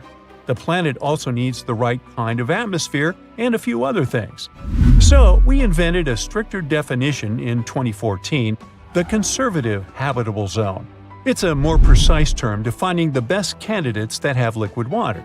Otherwise, we get too many potentially habitable planets that are not actually habitable at all. The CHZ is based on how much energy a planet gets from its star compared to Earth. If a rocky planet gets between 40 to 85%, it's considered to be in the CHZ, no matter how far away it is from its star. These planets have a higher chance of being habitable. And yes, TOI 715b is located there. This super-Earth orbits the M-type star, also called red dwarf. It's a star that's much smaller and cooler than our Sun, about 1/4 of the Sun's size and mass. But if the planet is located in the habitable zone, it's actually a better option for life. Red dwarfs live much longer than our Sun, a yellow dwarf. This also means that they have more time to form little creatures on their planets. And this red dwarf really is older than our star. Our Sun is 4.6 billion years old, and this star is 6.6 billion years old, give or take a few hundred million. It doesn't have much magnetic activity, so it's not dangerous. It doesn't flare up like younger red dwarfs. These flares can be super strong and might even hurt planets by taking away their atmospheres. Although some planets around it do have thinner atmospheres, it seems like this red dwarf has already gone all out. These red dwarfs are where we're looking for planets that could support life right now. Our super-Earth is really close to its star, zooming around it in just 19 days. Since the star is small and the planet is so close, the planet passing in front of its star happens a lot and looks really clear. This makes it easy for telescopes like the James Webb to study its atmosphere without needing too much time. Now, speaking of the James Webb Space Telescope, it's bringing us into a new era of understanding distant planets beyond our solar system. Imagine being able to see what gases make up the air on a planet millions of light years away. James Webb will help us to find worlds that could support life. Right now, it's trying to figure out whether TOI 715b has an atmosphere. If it does, its atmosphere might be easier to spot compared to a planet that's drier and denser. And then we might get even more height because it would look like a good place for life. On top of all that, there might be another planet in this system, also in the habitable zone. We're not sure whether it's really there, it's just a candidate with a crazy name. But if it turns out to be real, it would be about the size of Earth. Also, it would be the smallest planet in the habitable zone ever spotted by the TESS telescope. Now, another cool thing about TOI 715b is that it cannot just have water on it, but be an entire water world. An ocean planet is a type of planet that has an ocean covering its surface or has subsurface oceans. They might not have much dry land because the water can cover everything. Sometimes the entire planet can be covered in other liquids, like lava or ammonia. When it comes to planets outside our solar system, we can't see surface water directly with our current technology. Instead, scientists look for water vapor in the atmosphere as a hint there might be liquid water below. And of course, we wonder if these planets can have life, hopefully not in the form of Leviathan-like monsters. Our models show that planets with oceans might be pretty common in our galaxy. This means there could be lots of ocean worlds out there waiting to be discovered. But the most important part about TOI 715b is that it's in the so-called small planet radius gap. If we give the planets a lineup, there will be those that are bigger and smaller than Earth. But there's a sudden gap in planets that are about from 1.5 to 2 times bigger than ours. Where are they? This gap is interesting to scientists because it tells us something about how planets form and change over time. It's not that planets don't form in this size range. They actually start off larger and then lose some of their mass, like a balloon gradually deflating. Perhaps it happens because of how they orbit their stars, with stars blowing away some of their mass as they dance around it, as our Sun does with gas from comet tails. This gap holds a lot of mystery, and planets, like our new super-Earth, are clues that could help us unravel it. We aren't sure whether it exists around red dwarfs. Maybe it's a gap in how dense these planets are, rather than in their actual size. So studying our discovered planet is even more interesting. It'll help us learn more about distant stars and their planets. Now, I mentioned TESS a while back. NASA's TESS, Transiting Exoplanet Survey Satellite, has been in space for 6 years now and has been incredibly successful. NASA launched TESS because we already found over 5,000 planets orbiting other stars, mainly thanks to the Kepler telescope. But Kepler mostly found large planets, not necessarily like Earth. We decided to focus TESS on finding smaller Earth-like planets around nearby bright stars, making them easier to study with future telescopes. Here's how it works. The camera observes stars and looks for changes in their brightness. If the brightness suddenly drops for a while and then gets back, it could mean there is a planet passing in front of it. But stars can dim for other reasons too. For example, flaring up or having dark spots on their surface, which is why we need to be careful with this data. TESS shows us the size and orbit of these planets. Then ground telescopes help determine their mass. With these three parameters, we can figure out what the planets are made of and if they're rocky like Earth or gassy like Jupiter. Yeah, you want to avoid Jupiter after taco night. One example of TESS's discoveries was the TOI 700 system. There, it discovered its first ever Earth-like planet, TOI 700d. This exoplanet also orbited a red dwarf, and it's even closer to us, about 100 light-years away. Unfortunately, it's unlikely to be habitable because the temperatures there are crazy. Another big discovery was made in the AU microscopy system. TESS discovered a planet about 4 times the size of Earth and another nearly 3 times Earth's size. This system has become a key area for studying how stars and planets form and change over time. TESS has also spotted a variety of other exciting finds, including supernova, hot worlds, and so on. And as it enters its 6th year, we can only expect more exciting findings to come.